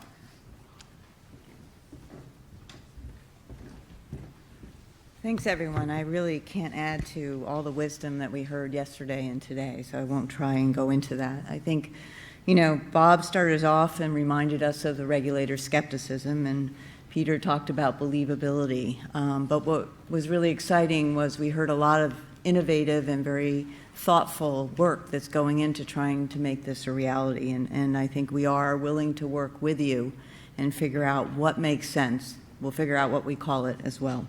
Leslie talked about it's really complex, these studies, and engaging all the stakeholders.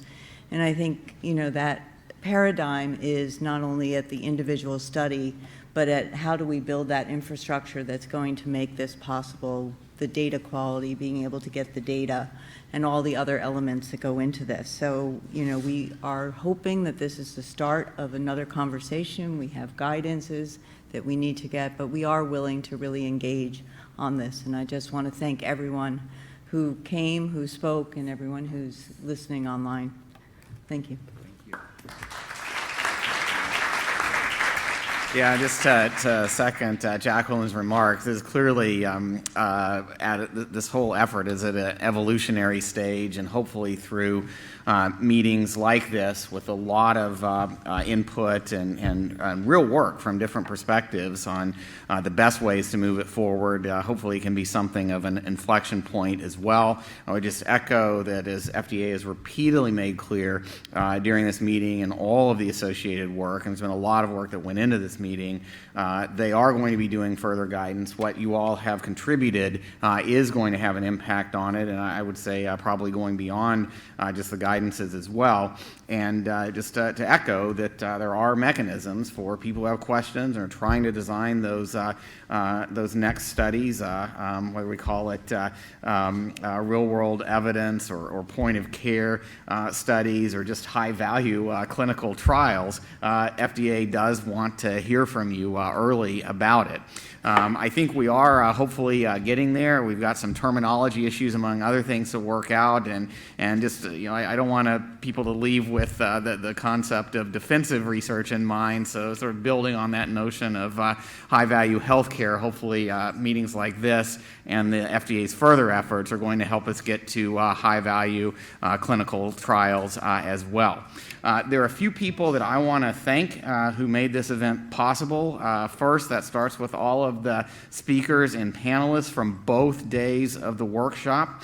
Second, I mentioned this before, FDA has put a lot of effort into this and related activities in this whole space of what's currently called at least real-world evidence. So a big thanks to Jacqueline, to Care El-Zarad, Diane Perroin, David Martin, Leonard Sachs, who were very helpful in our putting this together, as well as on the outside, Rita Redberg, Adrian Hernandez, Leslie Curtis, David Madigan, and Barbara Beerer all helped us develop the content and participants and work of this meeting. And then finally, thanks to the team at Duke Margolis, Greg Daniel, Morgan Romine, Adam Atten, Kara McCone, Sarah Sapsiri, and Elizabeth Murphy for all of their efforts too. So thank you all very much, and for everyone, safe travels back and have a great weekend. Take care.